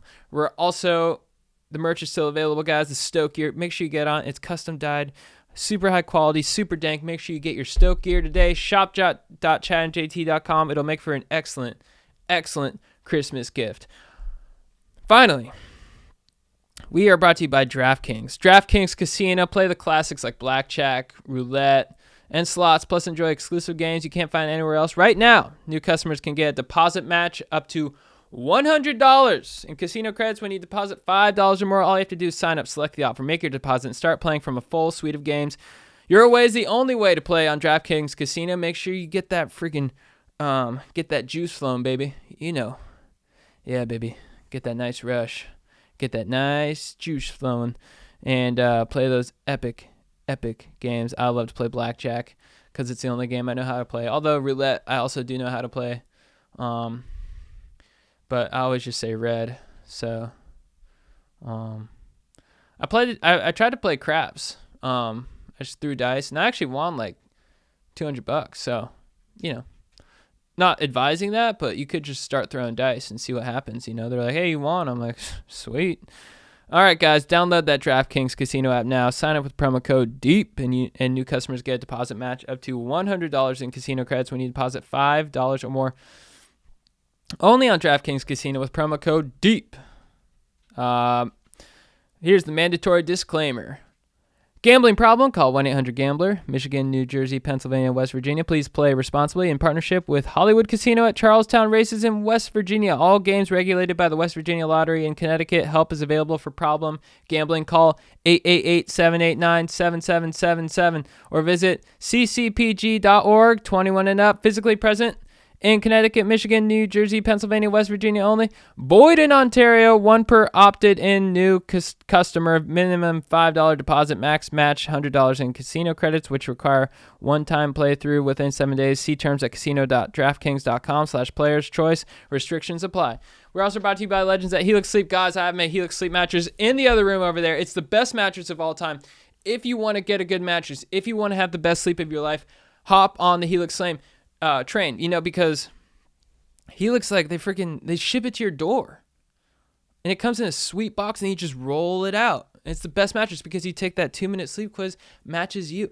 I like a soft but kind of firm mattress, and it freaking did that. I mean, I like firm, but it had some softness in there, and I was like, holy freaking tomatoes, you guys matched it to exactly what I like. And that's not hyperbole, okay? That's freaking fact. So take that sleep quiz. Get on the Helix train. I mean, you will not regret it. I love Helix. You will not regret it. Soft, medium, firm, side, back, stomach, sleepers. I mean, whatever you need, guys. They got it. Wired Magazine, GQ. They're like, this is the shiznit. So Helix is offering 20% off all mattress orders and 2 free pillows for our listeners. Go to helixsleep.com/godeep and use code HelixPartner20. That is HelixPartner20, HelixPartner20. One word. This is their best offer yet and won't last long. With Helix, better sleep starts now. All right, let's get back to the show. Are there people who do just like a psychic? Have you seen someone who could? Well, I've seen people who claim that they can, But you're pretty skeptical of that. Yeah, I mean, I'm not going to discount anybody who claims to do anything because, just like you say you don't believe in it, the person who believes in it is feeling the same thing. You know, if you know what I'm saying.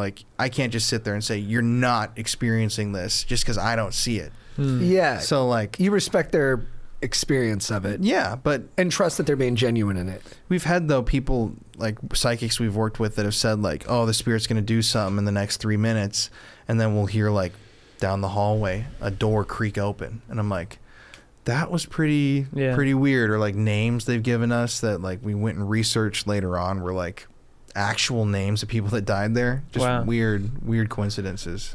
And you think you're born with that gift, or is it something you hone, or some combination of the two? I think it's a mix. I think kids have definitely more of an ability to see and, feel stuff. Kind of like a Polar Express thing. They haven't extinguished themselves of the sensitivity. Yeah, kind of, yeah. But I mean, then when you're our age, you're just kind of tuned out. Some people I feel can definitely connect, but when you get older, it's that's when I feel most people's psychic abilities really are developed. Like my dad, for example, he had no inkling of any psychic, ability at all. In the last couple of years, he'll stop people on the street, and I've watched him do this. And we're not filming, we're not investigating, but he'll say is there a Carol that you know? And the woman will be like, oh, that was my best friend who died last year. And I'm like, how the fuck did you do that, dude? You're my dad. Yeah. And he just gets these weird messages and names and stuff. And it's making me, open my own mind to there definitely are layers to psychic stuff. It's real. Has he talked about how those visions or abilities have come to him? He'll just hear stuff. Yeah. He told me. He'll just hear a whisper or somebody behind them saying Carol or John. A name. Interesting. And was he always like that, or did you kind of spark that in him when you started getting into the ghost hunting stuff? Yeah, that's, we lived in the haunted house, and he experienced, at first, he was really skeptical about it, and then my mom and my dad started experiencing all that, and that's when we got the psychics. But through the years of just filming and doing these investigations, because he comes with me a pretty fair amount, it's I feel that has led him to open up more. The more you dive into it. Because he's a doctor too, right? Yeah. So he must have been very clinical, scientific. Yeah, he went to school out here in California, medical school, stuff like that. Very analytical. I love the guy, but he's very thorough with everything in his life. And so for him to tell me he's hearing these voices, it makes me believe him so much more than just a random person. Right. Especially when you see it happen and he actually tells somebody this weird thing that he should never have known, right, and they confirm it. A fucking random stranger. What is that? Yeah, that's wild. I don't get it. And people have asked me a lot, are ghosts real, or what do you think a ghost is? And I'm like, I just have no idea. Mm-hmm. I just know that I'm seeing dolls flying out of attics and I'm hearing voices. Yeah. But you can believe whatever the hell you want to believe, Right. I don't want to tell people that's a demon. There are some people that are every single ghost is a demon. I'm that's definitely not true. There's good and bad energy. It's duality in life. There's some of each. Right. But it's there. It's very real, man. That's cool. And it's scary sometimes. It's really scary. Yeah. What are the top 5 horror movies you think? Oh, that's a really tough question, man. Devil's Rejects is definitely one of my favorites of all time. Got to meet Sid Haig before he died, Captain Spaulding. I got to give it the classic Halloween. It's one of my favorites. Just I used to watch it when I was a kid. I liked Hereditary a lot. It's definitely one of my favorites. Have you ever seen The Dark and the Wicked. Mm-mm. Dude, that's such a great film. It's like a slow burn. It is a demonic kind of like ghost horror movie, but I don't know. I'm really into like the slow burn. Like I go to Reddit all the time and try to find movies that I have not seen. Right. Because I feel like I've watched every fucking movie. You got ever. one more too. We're at 4. I know. I'm trying to think of like I got to give you a good one. God damn, dude, that's such a tough question. It's impossible. It really is. What about you guys? Like, give me like 3 best horror films. Hereditary is really good. That scared me. Let's see. I think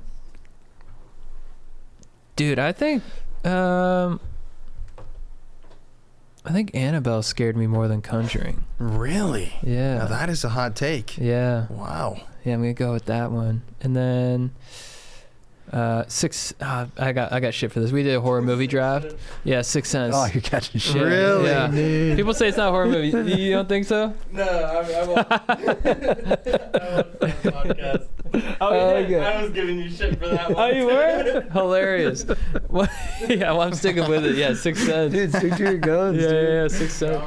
Yeah. Dude, dead people, man, scared the shit out of me. The mom walking by while he's peeing. Yeah. It's creepy. It's creepy. What about you? I'm not a huge horror movie guy. I gotta go. I liked Midsummer a lot. That's like a recent one. Interesting. Of the recent ones, that's the one I've seen. My favorite growing up was Scream. I was a huge Scream fan. I liked the slasher stuff. I liked how I don't know, like self-aware it was. And then for my third horror movie, It's kind of hard. this isn't even a straight up horror movie, but Zodiac. Oh, that's Scared such a good film. It scared the hell out of me for a long time. That was one where like I distinctly remember coming home from the theater and like locking my door and having like a knife under my pillow. Damn. And being like it could happen to any of us and tonight could be my night. And it just put the willies in me for a while. So that one really, and the fact that it was true and they never got the guy, all that shit fucked me up. There's a Blair Witch. That's a good one. Oh, yeah. Yeah. Yeah, I interviewed the director, Eduardo, for a video because we did a video at the Blair Witch Forest. Yeah. Which was really fucking creepy too. Really? Yeah, way out in the woods, we found like an old abandoned church with all this Ooh. graffiti on it. Yeah. That I didn't even know was there, and yeah, I threw up when we were there filming, which was Really? really Sounds weird. like you throw up a lot. Yeah, I guess. You threw up on the Jesus. St. Mary too. it's like it's weird. He's Like, housing too many IPAs on the hunt. I guess, dude. Yeah. You don't know what goes on behind the scenes. Some long nights, man. Those But- little toasty buzz. Yeah, the Blair Witch is a great one, and I feel like people love that movie, or they fucking like cannot watch it. Yeah. Like friends of mine are like, that's like the worst movie I've ever seen. Right. After we finish watching it, I'm like, I love it because it's basically what we do. Yeah. Take a video camera out to a haunted place, but yeah, it's very with horror. People have very different things that they like, especially when it comes to how graphic movies can get. Like I can watch anything, and I've tried to watch like the most disturbing films, but even my parents have never seen Saw. And when Connor and I were filming with them a couple weeks ago, I'm like, let's show you guys a scene from Saw. And they're both like, oh my God. Like they can't even watch the movie because it's so like, dude's getting his fucking limbs twisted. in half. Yeah. And my wife and I and Connor and I, we love it. I'm like, I'm looking forward to Saw coming out this week. Yeah. But different strokes, different faults. They got a new one coming out? Yeah. Chris Rock did the last one. Yeah, I heard about that. I didn't like that one. I didn't. Yeah, it was pretty ridiculous. Yeah. I was like- laughing during it. What was bad? He's just like, Just kind of goofy, man. It was just ridiculous. Like the plot is the one thing in horror that like you gotta have a solid plot, man. Yeah. the first one was good. Yeah. The first one, dude, yeah. One thing I think the mistake they make a lot is like in The Conjuring and like Annabelle and stuff, they show the demon. Like they show like a devilish looking thing. I'm like, don't show that. It's scary. Keep it mysterious. Yeah. When they show that, I'm like, oh, now I'm out of it because I'm like, oh, you just like created like an animated monster for me. Right. You know what I mean? But when it's like mysterious and there's just shit moving and like that's the scariest. Or to like me. Darth Maul in Insidious. Yeah. How they show that red-faced demon. Yeah. It's spooky. Yeah. But like that's kind of how it is with us, because I've never seen any like ghosts. Yeah. But I was just talking to Connor. I'm like, I don't know if I'd want to fucking see one. I don't know if it would make it like less scary or like way scarier. Yeah. Right. Because we hear all the time, I interview people and they're like, oh, I saw, you know, a guy walk across the hallway. We just yesterday when we were filming, they were saying they saw a man walking through the hallway 2 nights ago who wasn't there, who had like bloody clothing on. I'm like, interesting. that would be really dope to see. And obviously if you got it on camera, you could like wave it in a skeptic's face like, fuck you. Yeah. But it still wouldn't matter because they'd say, oh, you CGI'd it. That's how it always goes with our stuff. Whoa, what was that beat? Well, it seems like we have a demonic presence in here. No, it's diabetes. Aaron? Type 1. Oh, okay. What was I gonna ask? Oh, do you believe in heaven and hell? Oh, it's a loaded question. I think there's something somewhere where you go. I just don't know what it is. You know, because I grew up Christian, and my personal reason why I stepped away from religion was because of diabetes. And I was like, I don't really know why somebody would give me diabetes if there's somebody out there that like knows everything that's going on. Like my sister didn't have diabetes. Nobody else in my family did. I was just the one that, you know, was unlucky. So that kind of drove me away from that. Right. But you hear things all the time from spirits that are like, you know, they talk about where they are. And I'm like, where are you? But you never get an answer. It's strange. It's a mysterious thing. Do you ever listen to like near-death experience stories? Yeah, I would love to interview people about that. That's actually a project that I'd like to do because it's so fucking weird, dude. Yeah, it's so interesting and oftentimes very encouraging. Yeah. Like, because it's always positive. They're like, yeah, it was just like, I just felt love. I just felt love. And you're like, that sounds nice. I have read stories of people that have seen hell, allegedly. I've seen that too. Yeah, that's Dude, terrifying. Yeah. no thank you. I got to change my life around a little bit. What do they say it's like? Like demons, fire, like getting... I read one story about a guy who was getting just stabbed over and over again. Yeah. And I'm like, that just really sounds like hell. Just worst case scenario. Yeah. But a lot of times in those, they say like once they like think of Jesus. Yeah, they brought back. Then they get pulled up. Right. Yeah. There's a way out. Yeah. So just to anyone listening, if you're ever in that situation, just call out for Jesus. Isn't that? I've always thought that's funny though. Like a terrible person can just say like they believe in God and like I'm sorry, like I love you, Jesus, and then they go up to heaven. That's what always bugged me about it. I'm Catholic, or raised Catholic at least, but like confession to me was I would just watch all these like, you know, going to Catholic school in Orange County, just watch all these rich dudes walk into confession. I was like, you ain't getting forgiven, bro. It's like, come on. It's funny though. I'm like, the priest is on the payroll. Yeah, right. That's what's ironic. Like you got to go up, if you do, you know, go up to heaven, and there's like just terrible people up there, like pedophiles, like murderers. Like technically, if someone murders you and like you're Christian, you go to heaven, and then they, you know, ask for forgiveness, your murderer would go up there. Isn't that how it would work? I think God, I got to believe if there is a God, he's like hip to that stuff. And there has to be some differentiation. He's like a little there. too late, partner. And that's the whole thing. I can't speculate on anything, but it's like, I really would hope that. Yeah, what is it like remorse without acts is like hollow or something like that. There is some like kind of Christian aphorisms that like zone in on that and are like, no, you got to do like the work to get better too. You can't just be like at the 11th hour like, oh man, I guess I do regret being a pedophile. And then the priest is like, you're good, dude, fast track to heaven. Right. You worked it out. I'm just gonna say, you know, something to everybody before I die, just in case. For sure. Yeah, Pascal's I'll send wager. up like a final Hail Mary, and yeah, because that would suck, dude. Like if you don't say that, like I was saying, my wife Courtney and I were talking about like if like I was baptized when I was young, and if we don't get like our child baptized or something like that, and we go up to heaven and we watch them die eventually, and our kid comes up and they're like, what the fuck? Like they can't get into the gates because we didn't do it. I'm like, fuck. Yeah, like you missed a couple of the formalities. Yeah, that would be rough. He's got to go the other way. We got another heaven. It's not as good, but he'll be all right over there. Right. But you have a cross on your neck. What is that? Yeah, I have a Ankh tattoo here. It's a terrible tattoo, but My mom was super into Egypt and like Egyptian culture when I was young for some reason. And so I started wearing the ankh just for my mom years ago. And then I started digging into like Egyptian, like everything when it comes to Egypt and like the afterlife. And I love the thought of just the eternal life. You know what I mean? Like the circle at the top of the ankh that's symbolizing all of that. It's more, I used to wear a cross. And this is actually a Saint Michael pendant that. Whoa, so in Egyptian culture and iconography, they had a cross. And that probably predates Christian. I don't know, actually. It does? It's an older culture, right? And then but the top part is a circle, and that means eternal life. Yeah. Oh, it's interesting. I'd love to. Yeah, that makes me want to look more into that and see where it came from and how it changed throughout time and stuff. Yeah, what's interesting actually is Connor, he's, what are you, an ordained minister?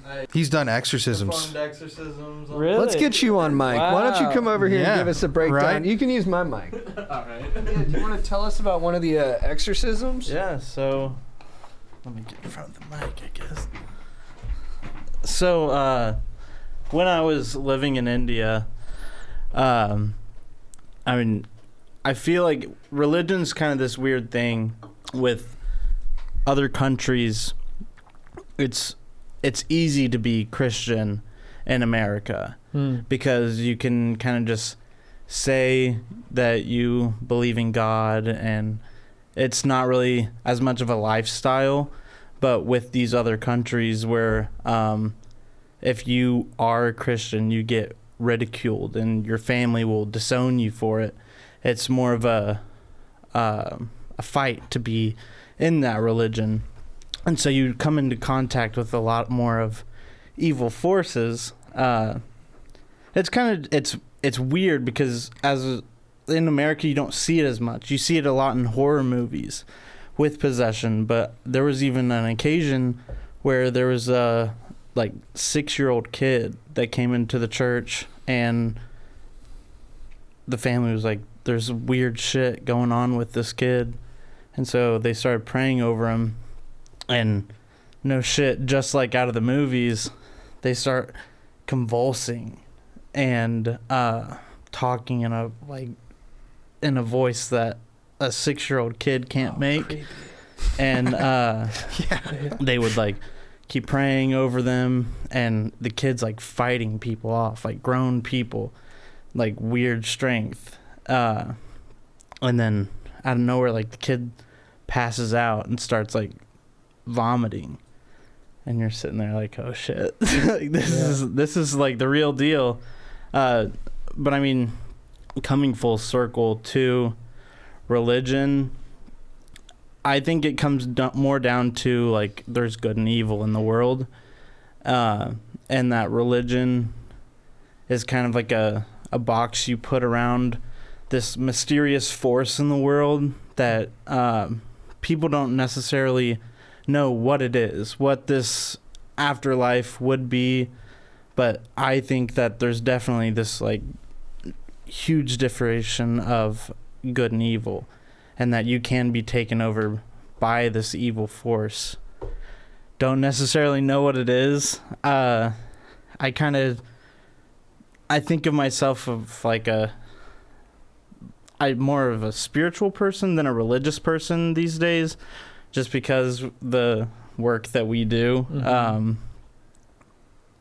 There's not really talk about ghosts in the Bible necessarily. Right. And so I've kind of formed my own thing, but seeing these kids and other people being possessed by something that's definitely evil, it's a thing that I'll never be able to get out of my mind. Right.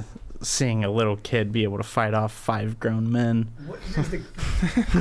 Were they able to get the spirit out of the kid? Well, that's what I was saying. It was this kid's fighting off 5 grown men talking in a voice that's sounds so disturbing. It's get off me, whoa, weird shit. Oh, and you dude. saw that. Yeah, with your I mean, own eyes. I'm there, and it was an everyday thing when I was living over there.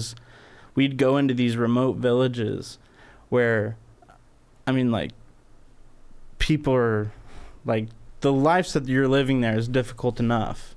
And then you have a young kid that comes out and, like, there's weird stuff going on in the family, and people start praying over the kid, and it's like it snaps.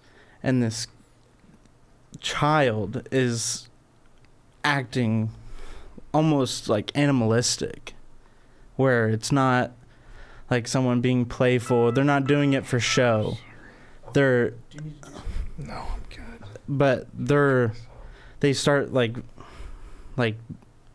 being like, it's so hard to explain until you see it like firsthand. But honestly, like, if you watch like the first Conjuring movie, I mean, there's more theatrics to it, but it's the same thing. Like, the woman in the movie starts talking in a weird voice. She's like really violent. I mean, the kids aren't floating up in the air and like moving around, but it's this. I'm telling you, it's something you can't explain unless you saw it firsthand. But I mean, you're praying over this kid, and then out of nowhere, like, the kid like faints, and then it was like convulsing on the ground, and then everything's back to normal. But, you know, something I'll say that's interesting is I'm not, like I said before, religious. And so, like, hearing stories like that, I'm like, what is that? Like, is there actually some sort of validity to, like, praying over someone and then they are unpossessed? You know, like, I don't really believe in possession because I've never seen it. And I like to just think of what I believe in as being stuff that I've actually experienced. But the things that we investigate, they target Connor a lot. And we'll have like a lot of really negative responses whenever Connor's alone, or like he's been scratched. It'll say like things like, even our devices will say like, Connor, like, fuck you. Really? And I'm like, is that because of his religious background? Yeah. Or like, and like, there's even times where like in places that we know it's like or it's been said as a demonic force, and I'll go in there and like talk about how like I have a Christian background, and like my dad, he was a pastor, and my mom's dad, he was a pastor, and it seems to like target me more than it would anybody else. Interesting. It's weird. When the rumor of the location is that it's like a demonic evil force, it will target me more than it does like anybody else. And there's been like times where like I have like crazy emotions come over me and like getting scratched, and so it kind of puts you in this weird space of like, okay, like I guess this is a demon that's here with us. So what compels you? What like compels you to want to grapple with that daily? I mean, I feel like the whole paranormal journey is really just an experiment of what is out there. And after you die, is it a possibility that your ghost will get left behind, or if it's residual energy of you being in a location and there's like a part of your life force that gets left behind there? I mean, there's no telling what it actually is out there. I can't go to a location and say like, oh, this is the spirit of this specific person who died here, because honestly, we don't know. But we do know that a lot of the devices and like feelings that we get when we're at this place, you can't discredit the fact that we are getting names of people that are very involved in the story of a location. I mean, we're in the killing fields in Texas, and we got the name of the number one suspect of the crimes of like 36 women who were killed out there. It's strange. Well, something that I want to add here to kind of put this out there. So I don't believe in demons, and the stuff that we get sometimes is like, it'll say like demon and shit like that. So it's like, are ghosts or spirits or energies like pretending to be demons to like scare people who are religious? I feel like that's actually something that happens, you know, where it'll make itself seem like it's this demonic thing, but it's really, I don't know. I don't think it's a human sometimes. And that's something that I've thought about recently, where for It's even more years, scary. yeah, I was like, "There's no fucking demons. There's no way." But then there have been things that we've encountered where I'm like, "That's not a human energy. Like the way that it's acting or it makes you feel." So I think there is something that is inhuman, but once again, just don't know what the hell it is. But it's not human. Well, it seems like it could, there's different dimensions. Could be things like interdimensional, Yeah. or just the fact that we're like limited to our five senses. That like what we perceive with our eyes. That's like, and there could be things out there that we just can't perceive, that are just there, 100%. and that I can think perceive they us. are there. Yeah, 100%. and they're just making contact with us because they can. So, and who's to say? It could be they could know the story of like a place and like impersonate it. I don't know, but I don't either, but That's the strange part about it, is that we're going into a lot of these places like we don't know what we're going to come into contact with tonight. Because in the same flip side of like something acting like it's a demon, you have on the flip side where you can feel that there's an evil presence and then it's acting like it's something nice. right, Mhm. interesting. And that's like even a more child, scary. like a Scary. little girl. Yeah. It's always a little girl. Yeah. We run Yeah. into the same things. A woman in a white dress. Mhm. There's a little girl that plays with a bouncy ball in this house. right. But they always say, "Oh, this little girl isn't a little girl, and don't stay in here alone at night because this thing will scratch you. It'll punch you. It'll follow you home." yeah, And What then we is get that? scratched. Yeah, and then we get scratched or a fucking ball thrown at us. Yeah. We're like, yeah, this ain't a little girl, man. Like exactly. Susie's not down here scratching people till they're bloody. You Yeah, know, right. It's not little something Jimmy else. anymore. No, it ain't little Jimmy, man. Do you ever think of ways to protect yourself, especially after seeing what you've seen? I don't think there's really any foolproof way to protect yourself. Yeah, I mean, even when you go to a location, there's times where something might follow you home, or you go home and there's something that is just in the land where you live. Anywhere you go pretty much in the world, there's been people there at one point in time. mm-hmm. So I don't think anywhere you're necessarily safe from paranormal activity. But I mean, we've tried different things, saging yourself, having priests pray over you, We did do all that. the different corners of it you could hit. And I mean, still, I feel like to this day, we still have something that follows us around. Oh, us too, for sure. Yeah. A foolproof way to protect yourself is to not fucking ghost hunt. Yeah. Honestly. Yeah. Truly. But don't get afraid of it. You can Yeah. still come with us someday. Yeah, we. Well, let's say if something follows you home, can it follow you home and like go on to other people? Is that a thing? Yeah, I you're in think danger anything's right a now, man. That's what I'm asking you. Well, if you want to be safe, you don't want to give it.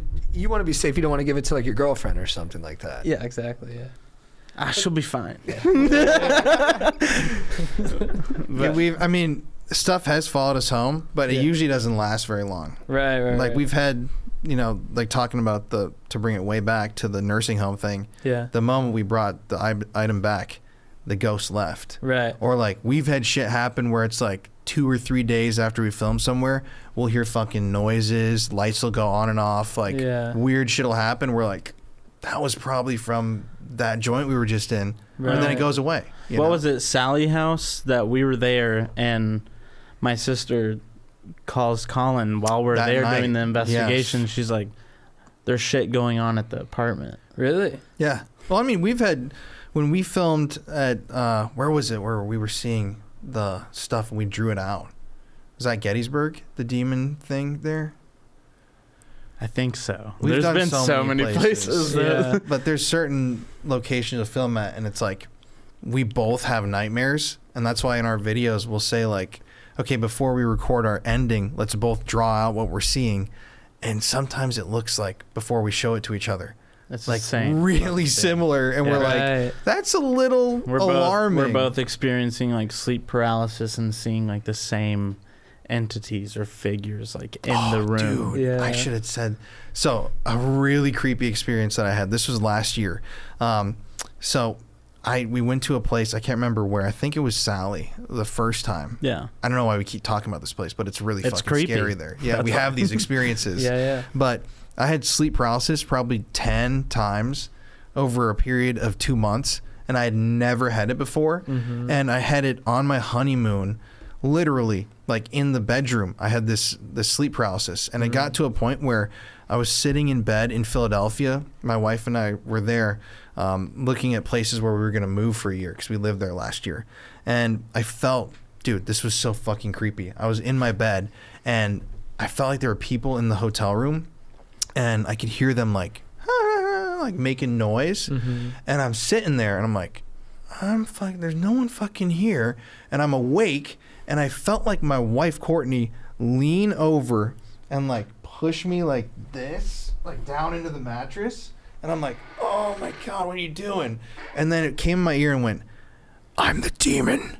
Like that, right in my ear. And I woke up screaming. Like from that point, I was like, ah! Yeah. And Courtney's like, what are you doing? What the fuck? Like, why are you screaming? Yeah. I was like, I didn't even remember screaming. Like, I just thought you were leaning on me and saying, Like, why would I'm you the do demon. that? Like, why are you fucking telling me you're the demon? She's like, I was Yeah. asleep till you started screaming.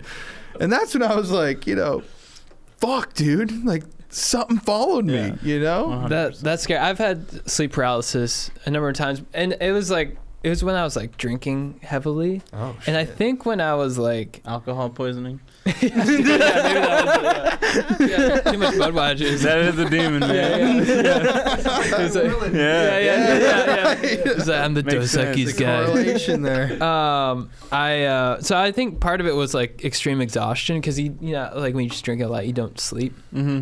But that part of me, like the more like spiritual side of me, is like maybe it was like because I was in like such like I would get if I would drink a lot, I'd get into such a negative headspace, and then that would allow the whatever. Because I remember one time I was sleep paralysis. I was on my stomach, and I like couldn't move, and I sort of like look up like this. I was like laying down, like just flat down, and I look, and it felt like I was getting like pulled off the bed. That's what it felt like. Yeah. But then it That's looked like terrible. there was like some like creature. It looked like alien.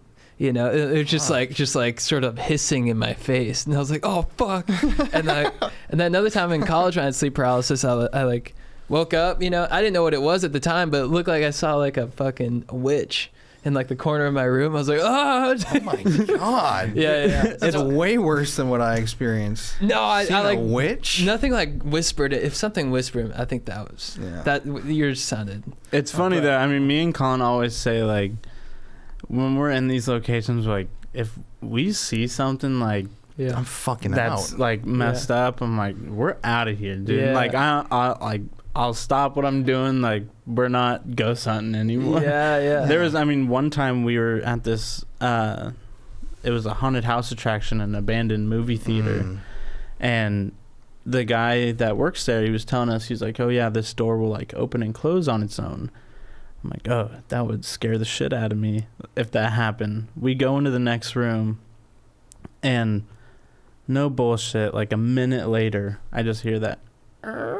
Really? Yeah. I'm And like- we're all sitting there, we're like, oh, shh. We're like, that was like a door opening. Yeah. And Colin goes, hello? Because we're hearing like all these like, I it thought sounds someone like someone's fucking like, broke in, you know? banging up against the walls in there. I'm like, hello? We thought someone broke in. It goes completely quiet, and then you hear that door slam, like the hardest you could ever possibly slam a door. Yeah. I'm like, Colin, we need to go. Like, this is not safe. And he's like, come on, it's good content. Like, yeah, I mean, like, dude, fucking like it scares the shit out of us, but we're like, that's what we want. Right. That's But, like the like, time to dig in when you're doing an yeah. investigation. It's hard though. Like the fucking thing I was telling you about the dolls and the Yeah. balls flying at Yeah. us. I'm like, that scared me so bad. I went back and watched the footage. I took off running down the stairs. Yeah. And I'm like, this is my like. I have 10th that year of footage. doing I'll this. show y'all later. Yeah, I mean, it's scary. Colin gets up and he goes to run down the stairs, and his mom grabs onto his shirt like, Yeah. what are you doing? But I think you were saying you're jumpy. Uh-huh. I'm the jumpiest dude. Yeah. Which is why I love like haunted houses, because I like Yeah. being scared. Yeah. But like when we investigate, people criticize me all the time because I'll hear like a bang and I'm like, oh. But I'm like, Yeah. I can't control it. Like, what am I gonna do? Like, you hear a fucking scream down the hallway and you're just like, oh, We're like, all right, you come out here and see if you wouldn't react the same way. Crazy, man. And that's so much better for content too. If you're reacting, if you're just stone faced, you're like door slams. You're like, heard that. That's what I mean. Like, what do you want me to do, man? Yeah. Like, cool. Yeah. Is part of the critique that they think by you being jumpy, you're scaring away the spirits, or is it just they think you're being overreactive to what's there? I'm overreacting. Right. No, But I'm really not. Like, But that's when I'm like, anybody who hey, knows me piss knows off. that's- Like, if you want to come out here and do this shit, Dude. come on. Because you would react the same exact way. Yeah, we had a fucking night a couple months ago where him and I were with our friends in Saratoga, New York, and we filmed so late that I don't even know why I'm telling this story. It had some relation to it, but we got there at 1 a.m. to this. It's a huge abandoned tuberculosis hospital, and we didn't stop filming that night. Oh, that's why. Until I think it was like 8:30 in the morning or 7:30, and we're like, what are we doing right now? It's like the sun is fully up. We're in the middle of nowhere, snow everywhere, like freezing cold. Like, people just like don't do this. No. Or they shouldn't. It's do not it. right Like, for people to do this. No, like, fucking psycho, man. Yeah. I mean, when I saw you going to Lindy Boggs, I was like, because that's one place I've seen and like just driving by. I'm like, that's It's the scary. scariest fucking place I've ever seen. Well, the thing that scares me, both of us, is humans. It ain't ghosts or like demons. It's like I've had people chase me out of places with shotguns. Really? Yeah, like almost got stabbed in Baltimore by a crazy dude in an old insane asylum. That's a whole story. Oh, dude. Yeah. That's freaky. So that's what we look out for, is like, we filmed our scariest video this year was in my opinion, Leakin Park. You ever heard of that place? Mm-mm. It's in Baltimore. They found over 80 bodies there over the years, and it's like a city park. Most, I want to say like half probably of the bodies that were found there, the murders were never solved. Is So- that like with the vacants and the wires based off? Yeah. Okay. That's where that is. And like, we filmed at a place where just 2 years It's ago, so a guy fucked. had his head cut off and he was dumped down a well burning, and they never solved his murder. My friend found a human skull, like a fragment of a skull, in the park while he was walking around. And we heard gunshots, like everything inside. And that's what's scary to me, is like, I like ghost hunting when it's safe, but like, if you really want to be on edge, you have to go to a place that's like, you could be fucking killed at any second. Right. Yeah. I say all the time, I'm more scared of people than I am ghosts. Oh, yeah. Yeah. It's true. I mean, ghost hunting all is all the fun and games till you get stabbed by a crackhead, you know? Exactly. Jesus Christ. I mean, and like Good content. a lot of the ghost stories too. I mean, it's people getting murdered by other people, and then we're Yeah. going over there to like talk to the victim of it. So like the victim's not going to be as like aggressive as the person who committed that crime. Exactly. But then you go out to places like Lincoln Park, and we're walking around, like you see someone like walking up the street, and you're like, oh God, like watch out. Yeah. Yeah, we even found, like, I found years ago dogs, like multiple dogs in like just garbage bags out there. Oh. And there's like skeletal remains. My friend, I thought it was like gonna be maybe a human body, but the guy that was giving me the tour, he's like, oh, it's just a dog. Like, I found 20, 30 of those. Damn. Cut it open, it's a fucking decaying corpse of an animal, Mm. which is like just Gross. humans. Yeah. Yeah. Ghosts aren't even like close to, they can't do as much damage as an evil person can do. That's a really good point. Like, ghosts can seem so scary because of like the unknown, but it's really humans that are doing all this shit. Like, you hear about possessions and stuff, but Yeah. like What about ghosts are just murders? like yeah. That's a really good point. Yeah. Yeah. Or like climate change. Yeah. Like, as far as I can Tax tell, evasion. Ghosts have zero emission on their carbon footprint. Exactly. Good call. They're just Allegedly. energy. Yeah. Yeah. Wait until we get a new device that shows the carbon footprint. Exactly. Yeah. Ghosts are gas guzzlers. Dude. Yeah. They're just emitting carbon. Yeah, exactly. Just sucking go up all the fossil fuels. Yeah. Hey, quit starting my Ford Excursion. Bro, move on from this realm. Yeah. Turn on all the motion sensor lights. Save the energy, man. Have you seen the thing with people that use Teslas to ghost hunt? No. and like they're like spatial, whatever the backup Oh, system like is. That's our new device we're gonna get. The new Yeah, tax Tesla. write-off. Yeah. People had success with that? I've seen videos of people in cemeteries and they're like backing up down the road and then they'll pick up on a figure walking across and they show the actual footage and there's no one there. It's just an Wow. excuse to get a Tesla, though. It is. I'm going to use it. Yeah, but I I like it though. If it works. They oh fuck. Oh, did you ever think to like bring a dog with you? Because I feel like dogs can sense that stuff. I've done it. Yeah, it's really interesting. Yeah. We did ever heard of the Villisca Axe Murder House? No. It's in a small town called Villisca, Iowa. 8 people were murdered in the house. They never caught the guy who did it. And we brought my family's dog there, and he wouldn't even go in the house. Like, he just sat outside and was like, making like this dog whistle, however Sounded squeak. great. Yeah, It was good. But, and we've seen shit like that too. Oh, dude, I forgot this is so creepy as well. It's another type story. So, second video I ever filmed, I don't have any of the footage anymore because the family made me take the video down because they didn't like the way that it portrayed them. Right. And that's because whatever was in the house was making them act fucking crazy. Right. I got this family, I literally filmed them, the daughter and her dad. She was like, I think 40 and he's like 60 something, but they were fighting over a Ouija board. Like, the whole story of the house is like the dad had these eyes and he got the black eyes that I was talking about, and he would be throwing up blood and mucus. And the psychic that I used to work with, she called me one day and said she went there and there's nothing she could do for the family. So she wanted to know if I could go out there and see if there was like, if I could tell them what's going on. Like, of course, but like, holy shit.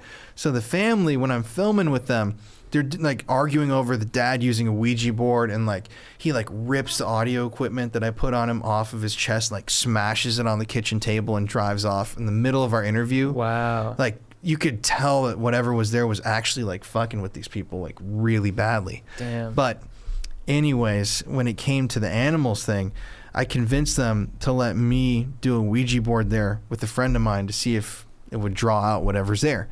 And so they had these 3 huge German shepherds, and we have this whole experiment set up, and we're in the garage of their home. This is a farm in the middle of nowhere in South Dakota, by the way. And as soon as I start doing the Ouija board, that dad, he's sitting there with me, and he goes, they're coming. I feel them coming.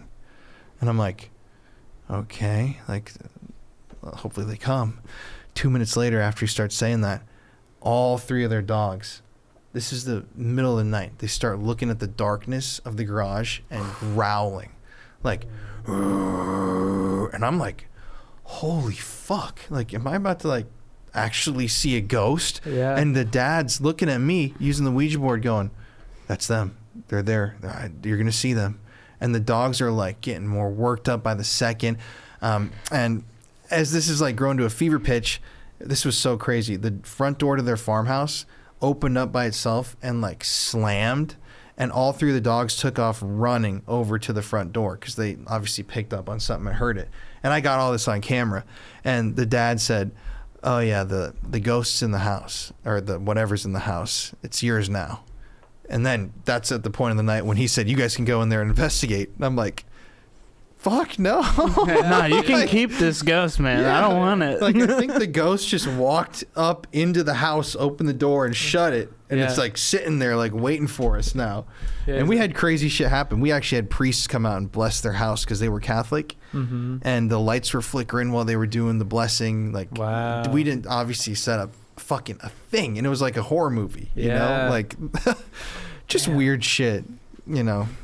Yeah, man, you say tears now. I feel like, bro. I'm gonna go watch Cartoon Network. Yeah. I do that every time I watch a horror movie. I watch something like really scary, and then I'm like, all right, comedy next. Yeah. Seinfeld. Yeah, because I just don't want to have nightmares. I think it's, having a dog too can. You're like, yeah, just have the dog in there and be like, she's just chilling. I could never bring my dog. My dog's scared of like everything. He's scared of like floors. Really, if it's not like carpet, yeah, he won't walk on it. really. Like, it's bad. You have to like drag him crazy. around. Yeah. Anxiety. Yeah. Like, it's just, Yeah, I've never met a dog that needs Xanax more than my dog. It's wild. He's a big dog too. Yeah, big Like husky. he should be. Might need you an know. exorcism. Honestly, I gotta go home and perform one. Yeah. You have the ability. Yeah, I'll put on my priest robe. You're ordained or Yeah. whatever. Still. So what precipitated you leaving that role? It's a lot to deal with. 'Cause I mean, I went to school in Texas and then I moved to India, and that's where I was practicing a lot, and living somewhere where people don't speak your language is definitely difficult. But I wanted to come back home, and I mean, it's not that like I don't believe in God and I don't believe like in religion. I feel like religion's more of just like boundaries and like a box you're putting around something that like Want to be a bit more free flow. nobody knows precisely what it is. Mm-hmm. And like a lot of religions are kind of based off of the same God and like belief systems and like rules to live by. And so I think that everybody's kind of got the right idea, but like if you want to like box it off, you're kind of got like the wrong idea of like this mighty God that you speak of, and you're like this is exactly how it is. And I think that's just too by the rules, that it doesn't really make sense for it to be like a super powerful being that knows like everything in the world. I feel like it's more of just like your journey and how you want to take like this relationship of like good and evil and like a creator. And so I feel like it's really up to everyone else for you to like decide like what that is out there. And that's kind of like why like I like paranormal investigating, is because it's going out there and like figuring out what it is out there and why it is out there. And so it's interesting. Yeah. Yeah. When it comes to the paranormal, I feel like it's really like people's you have your opinions, right, on like what is causing something to happen. But I feel like the most ignorant thing that you can do is like claim you know exactly what it is. Right. Because that's the thing that frustrates me when it comes to this realm, is like people come into the paranormal with their own beliefs, whether it's like religion or like you're a debunking type person where like you're so certain that, oh, what caused that knock right there was a draft or like the temperature fluctuations. And that like just impedes your ability to actually experience something. Right. So if you're wanting to do a ghost hunt or like get into paranormal investigating, I think you just have to come with an open mind. Yeah. And it's not like we have scary experiences, yeah, and we're telling you about like the freakiest out of all of them, but it's really a good time. And like I think it's beautiful to be able to like experience something and not know what it is, because it's like crazy. 100%. Like what the hell? I can't sleep at night sometimes, but that's just because I'm like wild, you know. Yeah. I mean, I've always said like there's never been a job that I had that felt more fulfilling, because there is times we go out there and like I feel like we're talking to something out there and it like it'll be thanking us for talking to them, and Right. like you feel this like peace that comes over you. And I mean, like I've worked in like the oil and gas industry, service industry. I've worked all these different jobs, and nothing has ever felt more fulfilling as a person. Like just not like physically, but like emotionally, spiritually, and like I feel like we're actually doing something Right. for the world. Yeah. And like I don't know necessarily what that would be that we're doing for the world, but it's showing that it's not just us that's out there, Yeah. and that there's something beyond that Yeah. that's not really explainable, but it's something. I love that. Yeah, it sounds so bad to like die and just like cease. Yeah. Right. You know, I want to believe in something, but yeah, sometimes you just don't know. That's why I like listening to like near-death experience stories, because it is so. I would listen to them to them while going to bed because it's so positive. Where You you're freak. Like, yeah, That's like this guy's like, yeah, I got hit by a bus. But it is so like it's just like so. Listening to them, it gives you like a liberating kind of feeling where you're just not so bound to just this plane or this realm where you're just sort of like, this is it. You know what I mean? It's just like it gives you a feeling of like the infinite. And that's very freeing, I think, to yeah. Yeah, and I think there's something too to like just being trapped in your physical body and like all the things we feel daily, Right. and feeling like, oh, that's just a chemical response to like stress or to experience or to inputs from other people. There's something nice about however you do it, to like disconnecting to like a larger kind of force, you know what I mean? Like that, it takes you out of your body. Like I think we all need that relief. Like I feel trapped in what I'm feeling so often. If there's any kind of valve that I can hit, that puts me into what else is out there that I can't see, it takes all the weight away, and then you kind of don't exist for a second, which is sounds crazy, but it's actually like a relief. It's a huge relief. Well, that's like what like I'll listen to like these like Ram Dass, if you've ever heard of him. Like these guys talk about like Ram Dass has like a book called Becoming Nobody, where it's like where you're just the awareness, like you're just the self, like the mind created egoic self is like that's just something your mind has created, where who you really are is just the awareness. And then like there's the idea that like you're in this body for this amount of time to have an experience, and then it's like, and then you have that energy or that that awareness that just I don't really know what happens, but like could like travel to or just a different realm, a different body or something for different experiences, instead of just it just being like this one period of time where you're just conscious and aware and that's it. But I guess what's weird to me is like, let's say spirits are conscious. Why does like a woman who was murdered somewhere choose to stay there? Right. And like discuss what happened? Yeah. It just doesn't make sense. Could it be part of her? Like, could some of some of her have gone on, and then the part that's in pain, like, could it be a fragment? And that's what I think. Like at the very beginning, we were talking about energy getting trapped. I think that's what most paranormal stuff is like trapped energy that is repeating, like these traumatic events. Right. Like, let's say you go see a movie, like the energy of you sitting in a chair there and watching a movie isn't going to be great enough to like leave an impact. But if you're getting murdered or like something so terrible is happening to you, that insane emotion is what I think leaves those scars on an environment. Yeah. But it doesn't like talk to you. It's not like you can sit there and be like, oh, what'd you have for lunch today, Ella? And they'll be like, oh, potatoes and carrots. It's like Your fucking soul. Yeah. It's from a person from the 1800s. Like you can't really have like a full-on conversation that's like relevant. Yeah.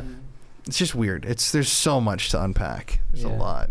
That's really interesting about like it being this like brutal thing that happened, and then it's just this like repeat of like that.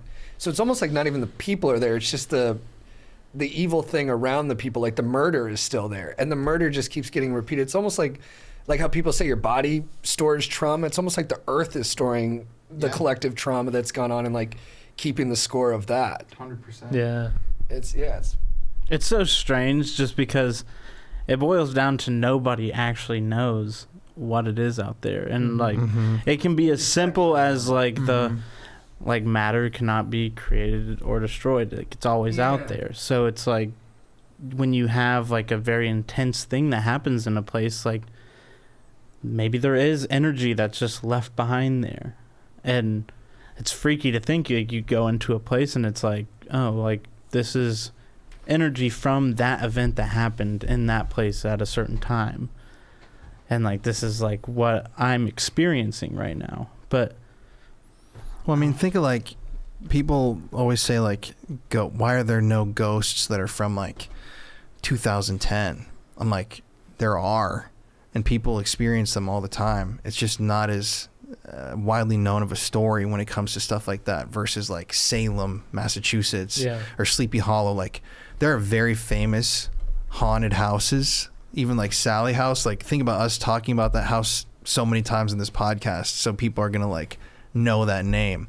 But I filmed even at a house in England where this man had murdered his wife and her daughter in like 2016, I want to say, and it was an abandoned mansion, and that energy was like so fresh and so there. It's like what we're talking about.